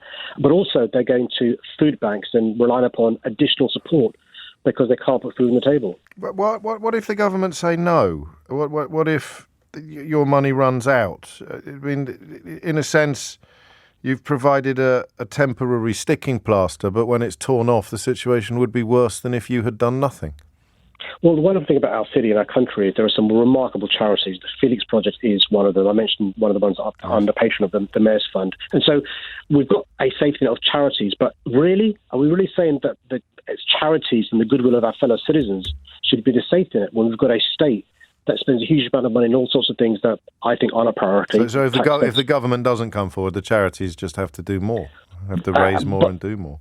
But don't forget there are families who will fall through. Yes, of course. The net. So of course, make it formalised rather than something that involves application coming forward. And I make this point as well, which is not to excuse criminality and stuff, but there's a direct link, by the way, between poverty deprivation and crime going up. There's a direct link between our lack of productivity as a country and children being hungry. There's a direct link between parents not doing as well at work because they're stressed about feeding their kids. And let's be clear, yes. Austerity was a choice in 2010, in 2015, 2017, 2019, and now. It's a choice our government in Parliament is making. Finally, Sadiq Khan, your friend Donald Trump is about to get arrested in the next few hours. Have you sent him a message of support? It couldn't have happened to a nicer guy. But even Donald Trump is entitled to due process. Even Donald Trump is entitled to a fair trial, and even Donald Trump is entitled to have his lawyers and to be tried by his peers. And let's be clear, the same laws that apply to Donald Trump apply to those asylum seekers. They should be entitled to due process. They should be allowed to make their claim, that claim to be processed, and for them to have access to lawyers, all of which are deprived asylum seekers. And I think just like Donald Trump deserves those, so does asylum seekers. Sadiq Khan, Mayor of London, many thanks. And you can find out more details of that £3.5 million effort to supply around 10 million free holiday meals to low-income families online. That's over the next year in the capital. Remarkable, really. We're talking about this stuff when, as the Mayor reminded us, we are ostensibly one of the fifth richest. All that means is you count the total amount of money in the country or in an economy. You don't work out where it is. So you could have you could have 59 million people without a pot to pee in, and the richest man in the universe all living in the same country, and it would be one of the richest countries in the world. You probably didn't need that explaining, but you know me. It's 12 noon. 4 minutes after 12 is the time, and you are listening to James O'Brien on LBC. I promise I'll return to that social care subject as and when, but I want to move on to something a little stranger now. There's some legislation which I think, in much the same way actually that the social care cuts have been announced while the MPs are on holiday, cuts in pledged money. It's not a coincidence that idea that let's do this today, and also let's announce it in the morning because it's not in today's papers because of when it was actually put out. They put out very early on a day like today. You've got Donald Trump being arrested later today. I think you're going to have some movement perhaps on the big boat, Braverman's bloody boat, as it's called, for refugees to be stuck on in the middle of some harbour somewhere. There's quite a lot of stuff, Amir Khan's doping stuff. So they're hoping this won't get much coverage. We announced it in December 2021 and we're halving it in April 2023. So that possibly is part of the reason why it's happening. But I move you next to a completely different story that I rather like. Why am I talking about that? Because I think they've done it in the Easter holidays in order to sneak it through. And there is a chance that this legislation is heading for the statute book because when it was proposed by two prominent Liberal Democrats in the House of Commons, people weren't paying attention. You choose the right moment. And it won't get the scrutiny. When would you do? When would be the best time to do it? Thursday afternoon. Anyway, no matter. That's just a by the by. Rishi Sunak's actually backing it. It's legislation that allows workers to sue bosses if they are harassed by or indeed offended by a member of the public. So you're a worker. You are public-facing, that's the phrase, isn't it? You're a public-facing worker, and if you endure something profoundly unpleasant, you will have the right to sue your boss. Now, I quite like the sound of that, and then I look at the people who are objecting it to, and I like it even more. Sir Christopher Chope, who, as a mark of just how bonkers Britain has become, can be accurately described in the newspapers as an ex-minister, He's concerned about the way it can be abused. It's an opportunity for people to take down their rivals.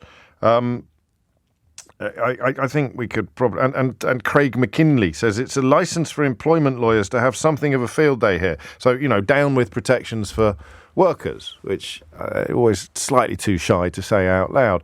On the other hand,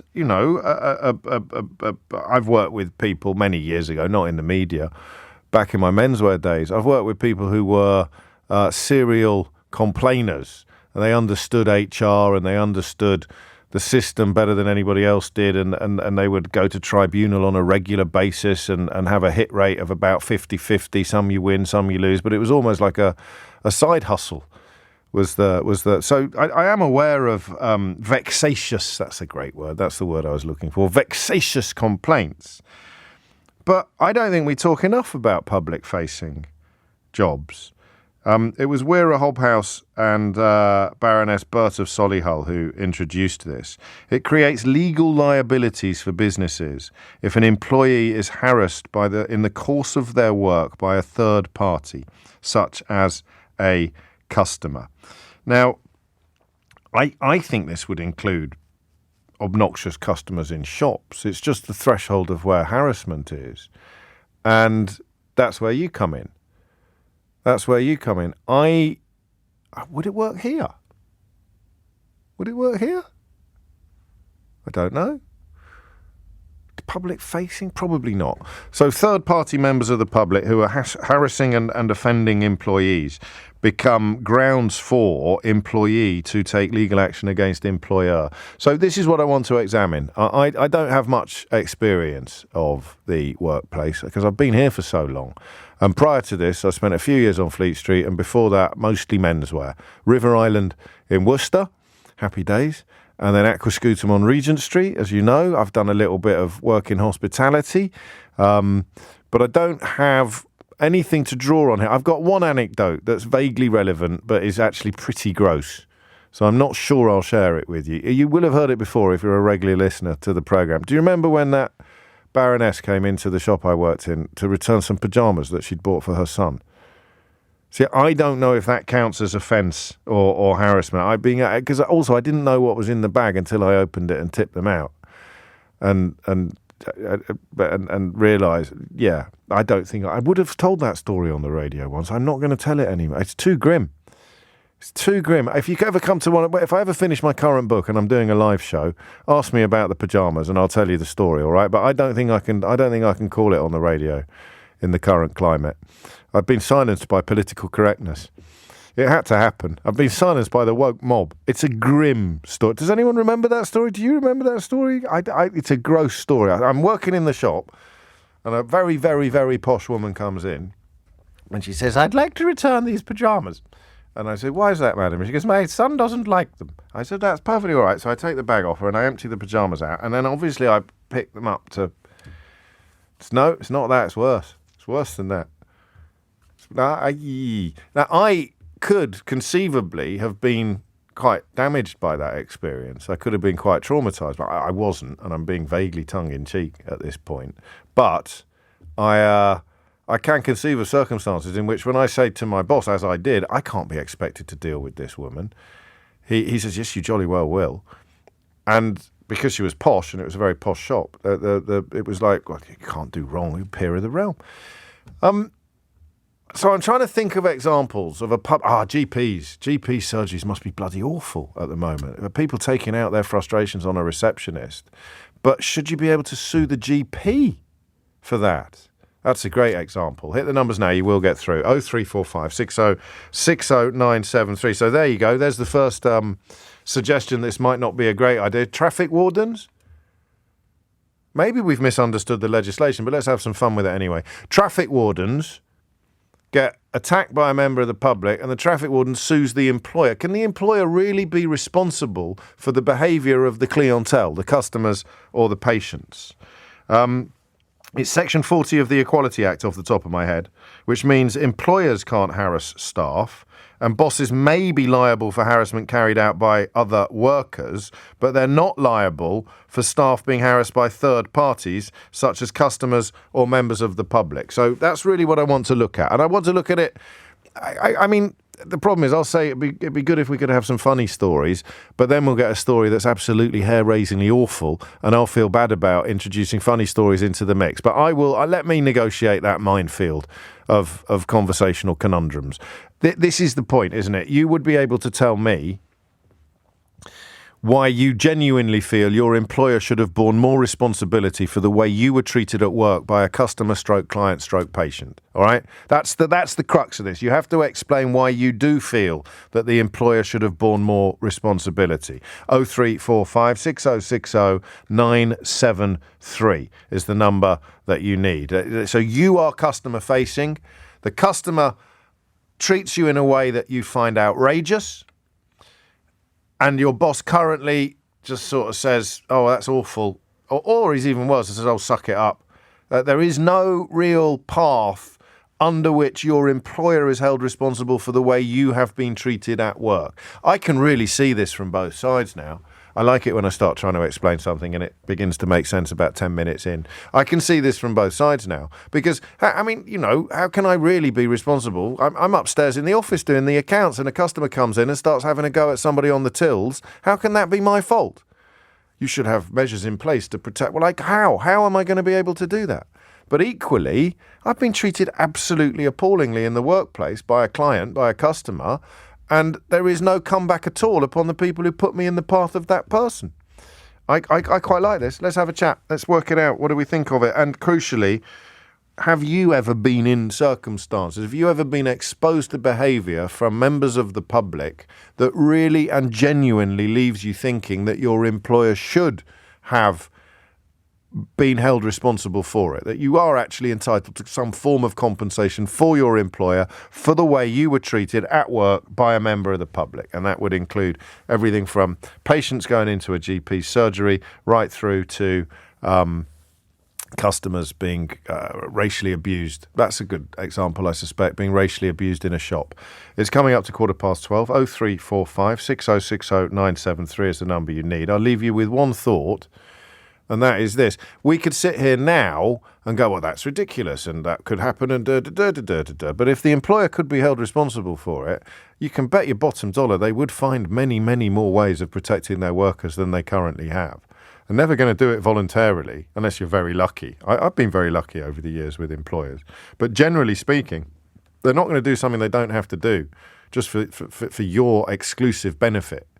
But if they have to do it, because the alternative is potential prosecution or compensation, then perhaps they will find various other ways to protect you. And that would go up to and include GP surgeries. I'll just head out before we start taking your calls with a quick word from Mark in a text that made me chuckle. He says, I work with my wife, James. I am fully in favour of this proposal.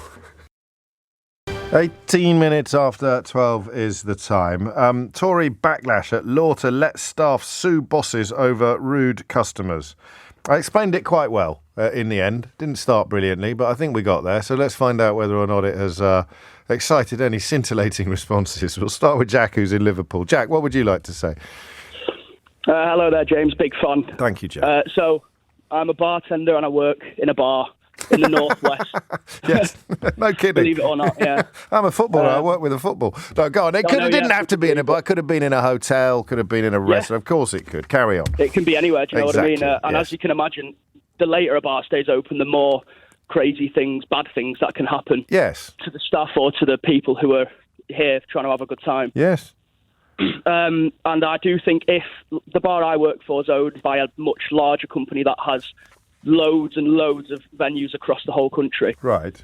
And I think if something particularly bad or traumatic, or even, you know, if someone gets injured, like one of the members of staff, I do think that the overarching company, if they have the means to, should be liable to pay reparations in good faith. Do you know what I mean? Well, yeah, and there'd be a threshold, because what I guess you'd have to prove is that they could have taken reasonable steps that would have prevented the suffering that the employee has endured. So it might be the level of security provision that is in place, or it might be simple health and safety measures that are there, or barriers to prevent punters from clambering over the bar, or whatever it might be. There'd be a case for proving you could have done more, and therefore, because you didn't do more, you bear some responsibility for what transpired. Exactly, and it's your staff, and I mean, even the responsibility, I would say, is caring about the welfare of the staff.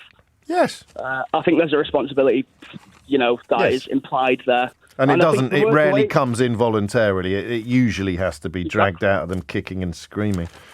Like, the word sue has got negative connotations for me, and I feel like these kind of reparations could be paid in good faith, rather than the staff going to the bosses and saying, "You owe me money because this happened." It's like, this happened. Yeah. It affected us all really negatively. It was a horrible experience. I would like some, rather than just go home.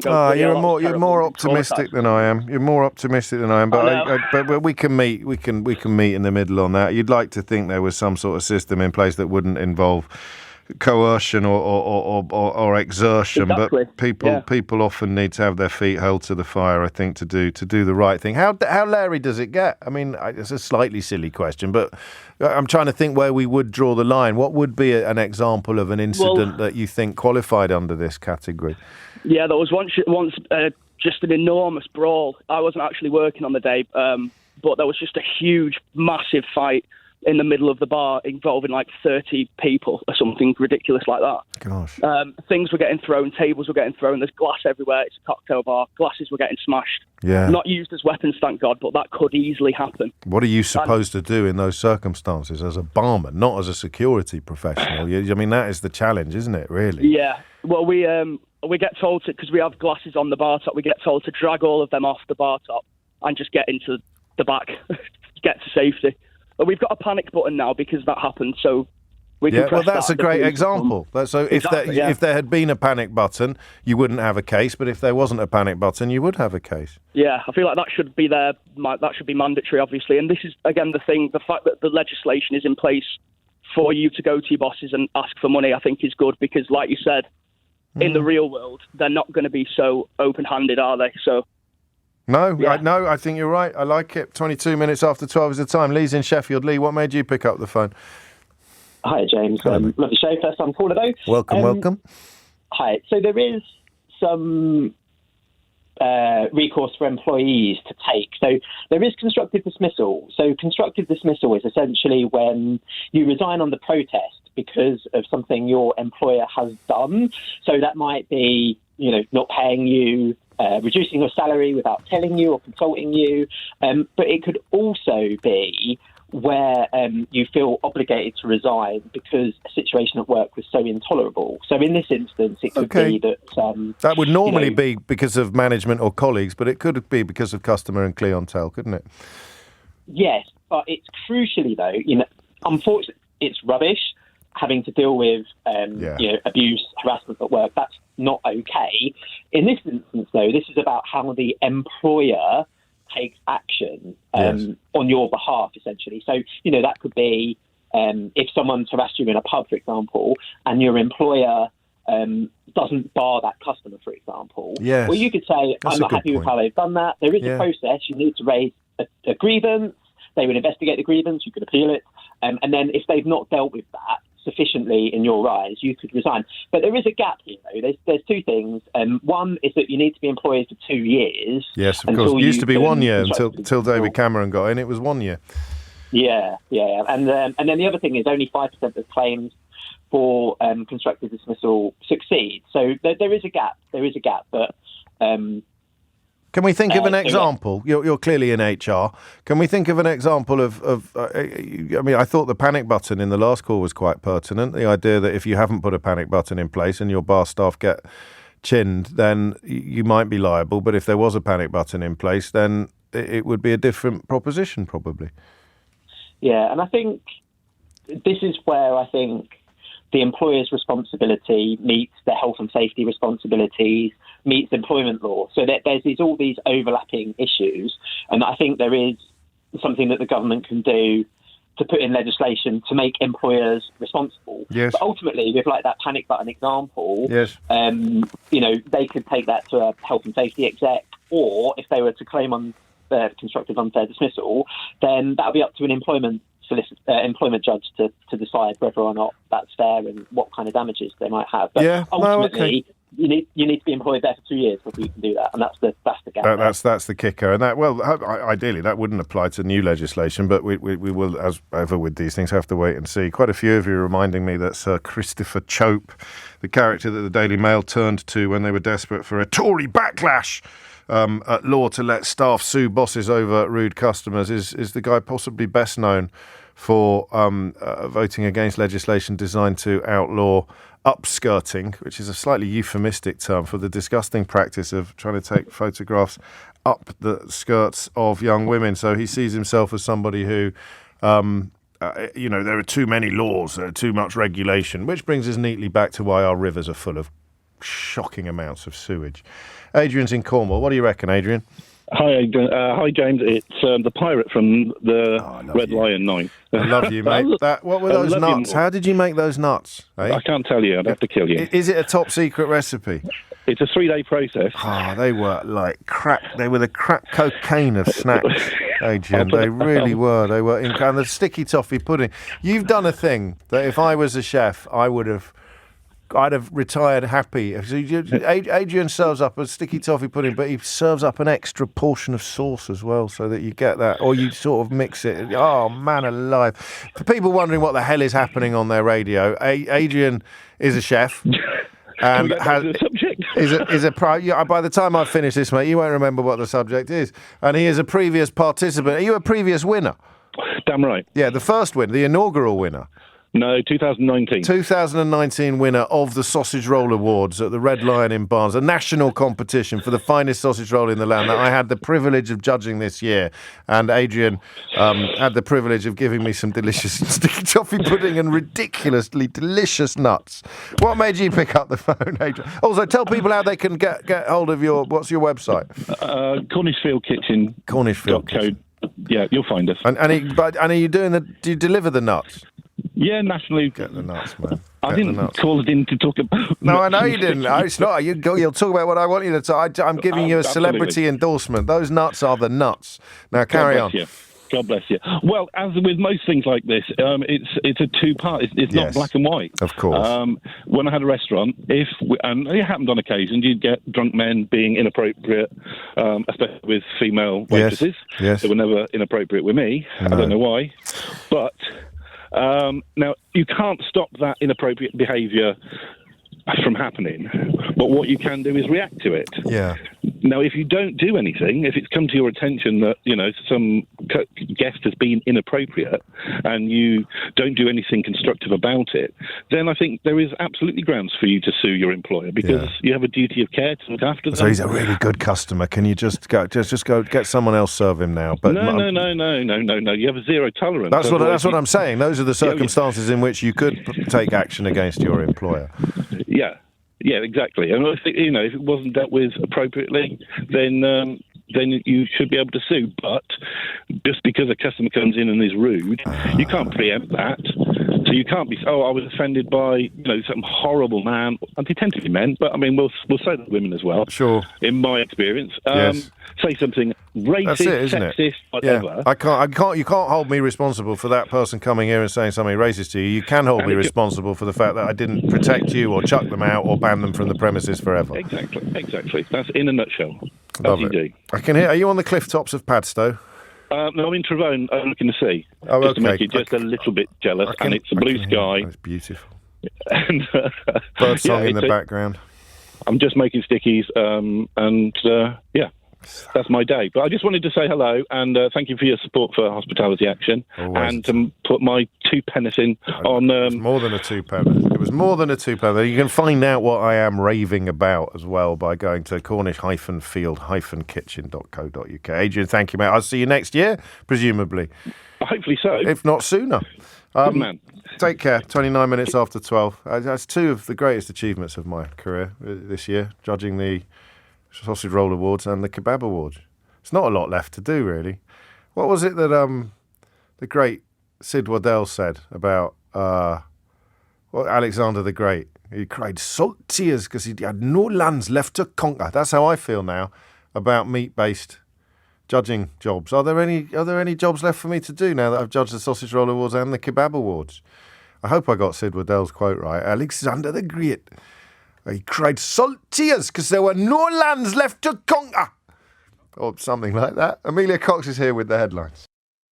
12:34 is the time. I don't think I can do the accent again, although appropriately enough, Paul is in Newcastle and he's up next. I might get him to do it. When Alexander of Macedonia was 33, he cried salt tears because there were no more worlds left to conquer. Eric Bristow is only 27. It is the finest moment of sports commentary. It's up there with Kenneth Woolston here. They think it's all over. It is now. It's worthy of Motti himself or the great Barry Davis or Clive Tildesley. It is just beautiful, beautiful, beautiful broadcasting. When Eric Bristow had just won the World Championships at the darts, and Sid Waddell said, when Alexander of Macedonia was 33, he cried salt tears because there were no more worlds left to conquer. Eric Bristow is only 27. Magic, magic, magic, magic. Paul's in Newcastle. Paul, let's not mention the accent. What made you pick up the phone? Basically, just to say that I am in support of that, to try and give staff more help. And my main reason being is through personal experience. I managed in a call centre for a well-known satellite television company. And one of there aren't very many. I know what you've done there. You've sort of done a bit of amateur due diligence, really. But we're all right on this. But you carry on. You could have just said a call centre. Yeah. Well, there's that many up here that that wouldn't really be helpful anyway. Yeah, but I don't need to know any more than that. You worked in a call centre and someone anyway. Carry on, Paul. Yeah. So one member of staff on my team was verbally abused by a customer. She was in tears, couldn't take the call anymore. Yeah. I took over, was verbally abused by the same customer even more. Yeah. The customer even went on to say that I wasn't allowed to speak to him because I work in a call centre, so therefore I am beneath him. Oh, dear. So it took an hour after I'd terminated the call to calm my staff member down, calm me down. Yeah. I had overnight to think about it, to say, right, what do I try and do with it? Yes. Next day came in, still full of fury. Yes, of course. And I tried to get the services cancelled because I didn't think what the customer had said was right. Yes. Passed it up the line and went as far as to the team who would terminate it. They decided that he was just going to be given a warning. And me and the staff member never heard anything back. The only reason why I know he was given a warning is because a week later I checked to see whether the services were still active or not, and they still were. I mean, this is both supportive and unsupportive of the main story, isn't it? Because he did get a warning, so which means if he did it again, perhaps he'd have been sanctioned more effectively. So they didn't do nothing, but in your view, they didn't do enough. Yeah, well, because they didn't do anything to help me or my team member from it. Okay, that's part of it as well. There was nothing that came back, and it's like what your previous caller before the news said when, yes, the company that we work for, they couldn't stop that customer from saying what they said to us both, but they could do better. That's it. No, you're right. It's a perfect illustration. They can't control what this scrote says on the phone to you or your colleague, but what they can control is how they deal with you after you've been exposed to this appalling behaviour and how they deal with him. And they dealt with him inadequately and they dealt with you not at all. Therefore, you should have had recourse to your employer to say this is a betrayal of your duty of care. Exactly, which is why I'm in support of it. And I like similar it. To what your previous caller said. No, I think it's a perfect example, actually, and you have not done enough. You could not have been expected to protect me, but your response to what has happened to me is not good enough. And as it stands, you have absolutely no recourse under the law to take that further or to take that up with your employer. And the way you've explained it makes that feel profoundly unfair, doesn't it? It was very, very unfair, and that didn't last that much longer. I bet you did. That's all you ask, isn't it? It's just to feel valued or respected or whatever it may be. Thank you, Paul. Take care. I think we've completely banjaxed Adrian's website. I probably should have thought about that. It's only a one-man band. He's making these nuts himself. They're all sold out already, and I worry for the. Anyway, I probably won't mention them again for a while. Paul, take care. Harry's in Addiscombe. Harry, what would you like to say? Good morning, James. How Hello. you doing? I'm pretty good, mate. How are you? Not too bad. Glad you're here. I didn't expect you to be here this week or next. Why not? Easter holidays. Oh, crikey, I can't be messing around with that kind of thing, mate. My kids need shoes, not holidays. What did you want to say? Also, I've got a book on the go at the moment, so I'm under the cosh. What did you want to say? Fair enough. So, I used to be a support worker. I left the beginning of last year after 7 years doing that. Yeah. Supporting people experiencing homelessness, where you can imagine the array of mental health, addiction and other such conditions and issues that people experience. Yes, of course. Lead them to being in that position. As support workers, you are abused on a daily basis. It's part of the job. And depending on the thickness of your skin, really denotes how you're able to handle that. But that shouldn't be a case. There should be more self-care and also aftercare from your employer put in place. Now, myself and several of my colleagues have been assaulted physically. I mean, the verbal stuff just goes with the territory, but the physical stuff, when somebody grips Well, to be fair, the verbal stuff shouldn't go with the territory either, but I understand the point that you're making. Yeah, so, just taking that one position that I dealt with, I had lots of colleagues in other services that experienced the same thing, mental health nurses and practitioners, social workers, all being abused on a daily basis. And people and when I say people, I mean the employers or the sector, take it that's part of the job, and it's an unwritten job description. It's an unwritten JD. What we're looking at here is we're looking at a law that is designed to oppose the suck it up culture, isn't it? Yeah, and I think so a boss says suck it up, and this gives you powers to say no, you suck it up. Yeah, and I'm in support of that. But what I don't want to see is the ability for people to start suing left, right, and centre. No, because then that becomes to devalue the job that you're actually doing. What it should do is the employer should take responsibility to take better care of their employees after an incident has taken place. There are debriefs, obviously, because I wouldn't suggest that there aren't, but it's what happens after that debrief. A lot of people write it up, there's a report, and they recommend that you start practicing self-care, but there should be other things in place. So if you need time out, if you need to talk to people, in my last job, I was there 18 months, and during that time, we lost about 7 people.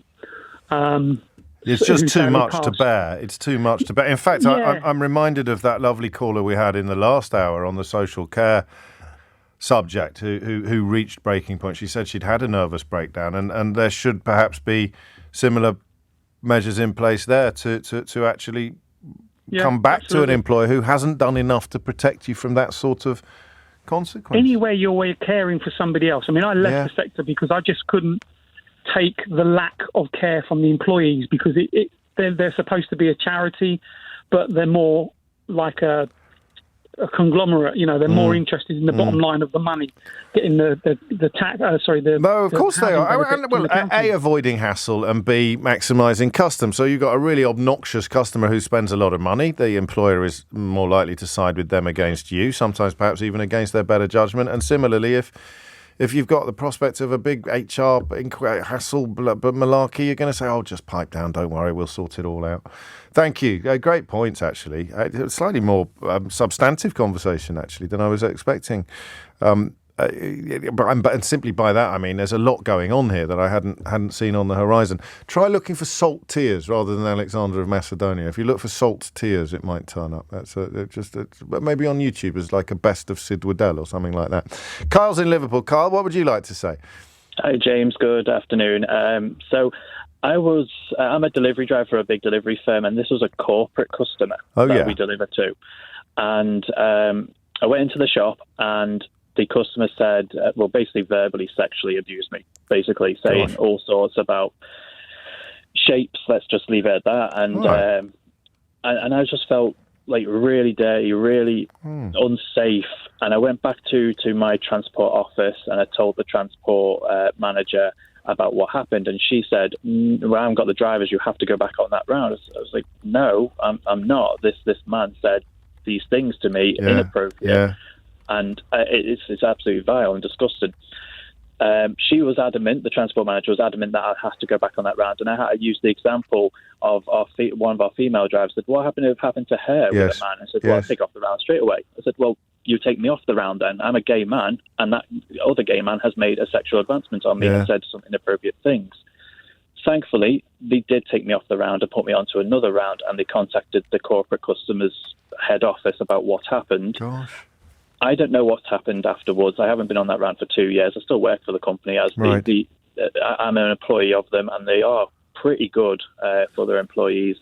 But yeah, I just was taken aback how it was dealt with on the day. I was shocked. Yeah, I mean, this is a perfect example of why this legislation is necessary, or at least worth considering, and B, an illustration of social change as well, because, you know, I'm not by any stretch of the imagination defending your boss, but the fact that she would see a woman being a victim of sexual harassment completely differently from a man is a mark of either her experience or her generation. Because for younger people listening to this, it would be utterly baffling how that could have happened. For older people, less so. So it sort of touches on two issues, doesn't it? Yeah, it does. I mean, I love my job. Absolutely love what I do. I listen to you all day in the van and the trucks. I'm on Anglesey at the moment, so I have to put it on Global Player because I lose the radio DAB signal. Right. Yeah, I love it. Tweet it all the time as well and everything. So, nice one, Carl. I love that. Yeah. I like that. So we're basically colleagues, aren't we? It's just like I'm in the passenger seat for 3 hours every day. So it's your turn to get the sandwiches. All right.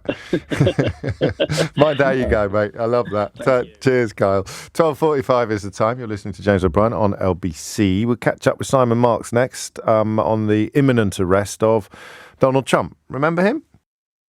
It's 12:49. You're listening to James O'Brien on LBC. I wasn't sure what was the most important story to cover in the final section of today's programme. Is it the fact that the BBC have chosen a woke lefty singer to represent Great Britain at the Eurovision Song Contest and therefore have risked bringing down the wrath of God Almighty upon this island nation? Or is it the fact that the President of the United States, former President of the United States, or indeed one former President of the United States, is about to become the first ever to be arrested on criminal charges? We might talk about the last bit tomorrow. It might be a good one for Woke Watch, because I thought it was like an Onion-style headline. I thought it was a pastiche. The Eurovision Song Contest entry now has upset all the people who... I don't know what you call them, professionally upset. The Eurovision Song Contest entry tweeted some bad stuff about Boris Johnson, and therefore the BBC is awful. We'll try and work that out tomorrow, because I am swimming against the tide of the British media, because I'm more interested in what's likely to happen to Donald Trump today. Simon Marks is here to help. You can chip in on the first story if you want, Simon, but I'm more interested in your thoughts on the second. What's the order of play today for the former president? We've come a long way since Sandy Shore, haven't we, James?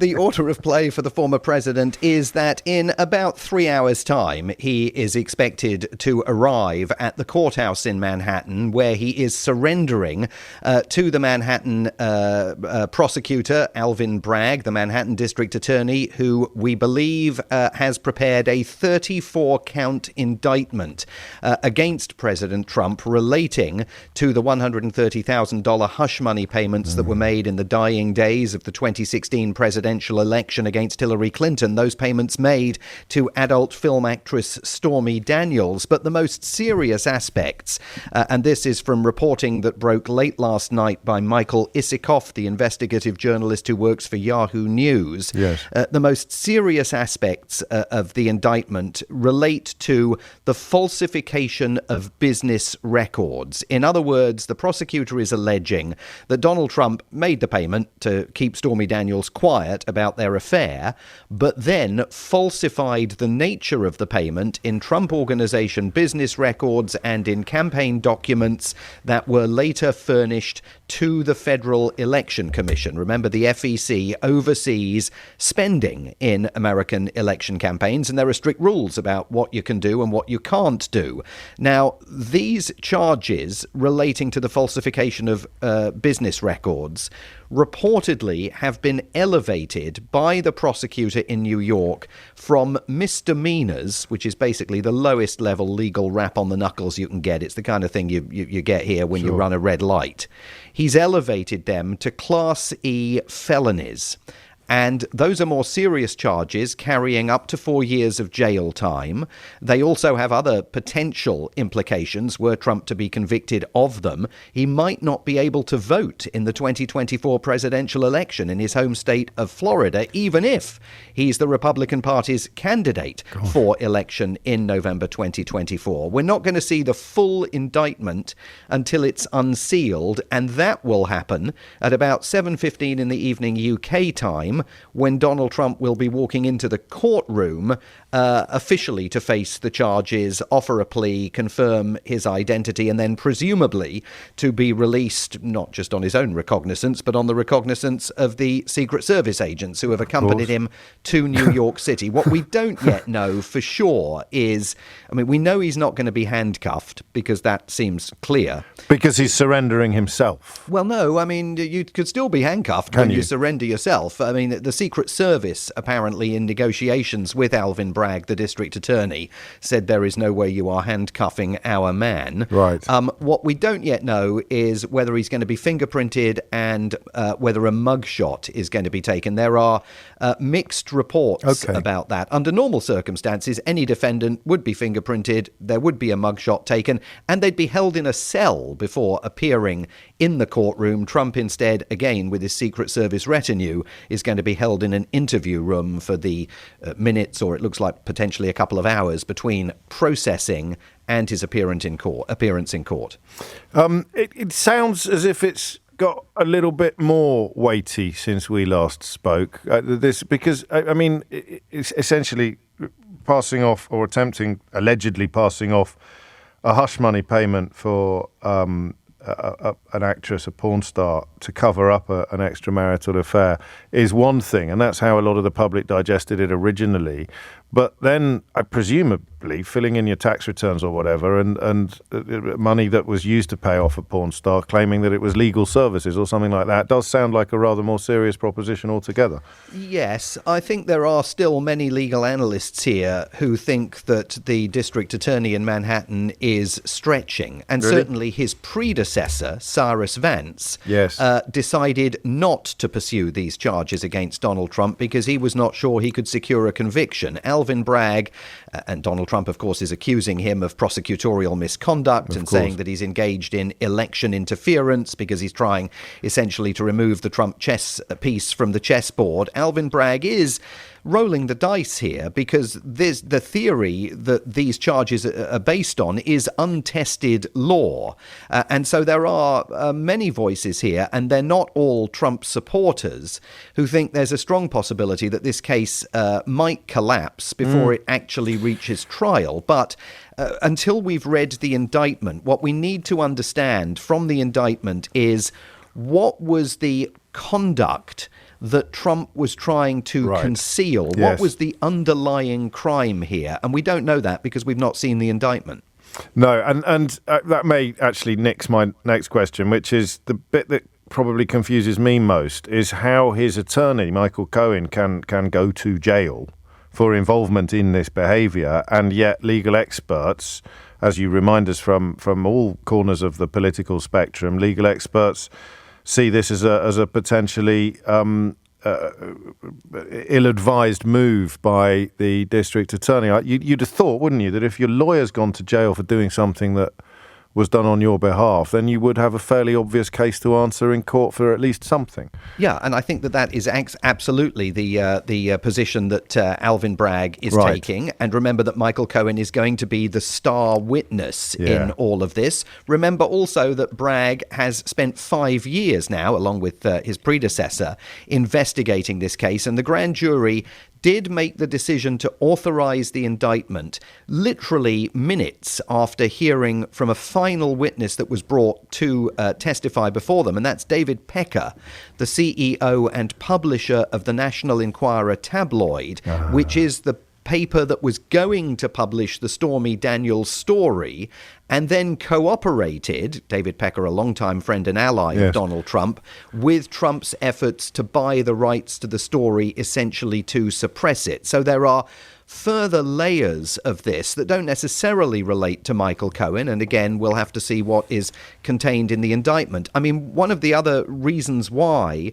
legal analysts are concerned about this case is, well, first of all, because there are 3 other far more serious criminal investigations of Donald Trump's conduct underway, as we've discussed previously in Georgia and 2 here in Washington, D.C., but also because, you know, if you can go after a former president, any former president, over hush money payments to an adult movie actress, every single president of either party is now on notice that prosecutors in all sorts of jurisdictions all over the country may seek to launch investigations about, you know, relatively low-level issues pertaining to their conduct, and that it could become open season for bringing criminal charges against presidents or former presidents. So a Rubicon, it's a historic day here in the United States, and a Rubicon is being crossed with very uncertain terrain lying on the other side of the river. Fascinating. So it's a tale of 2 Peckers.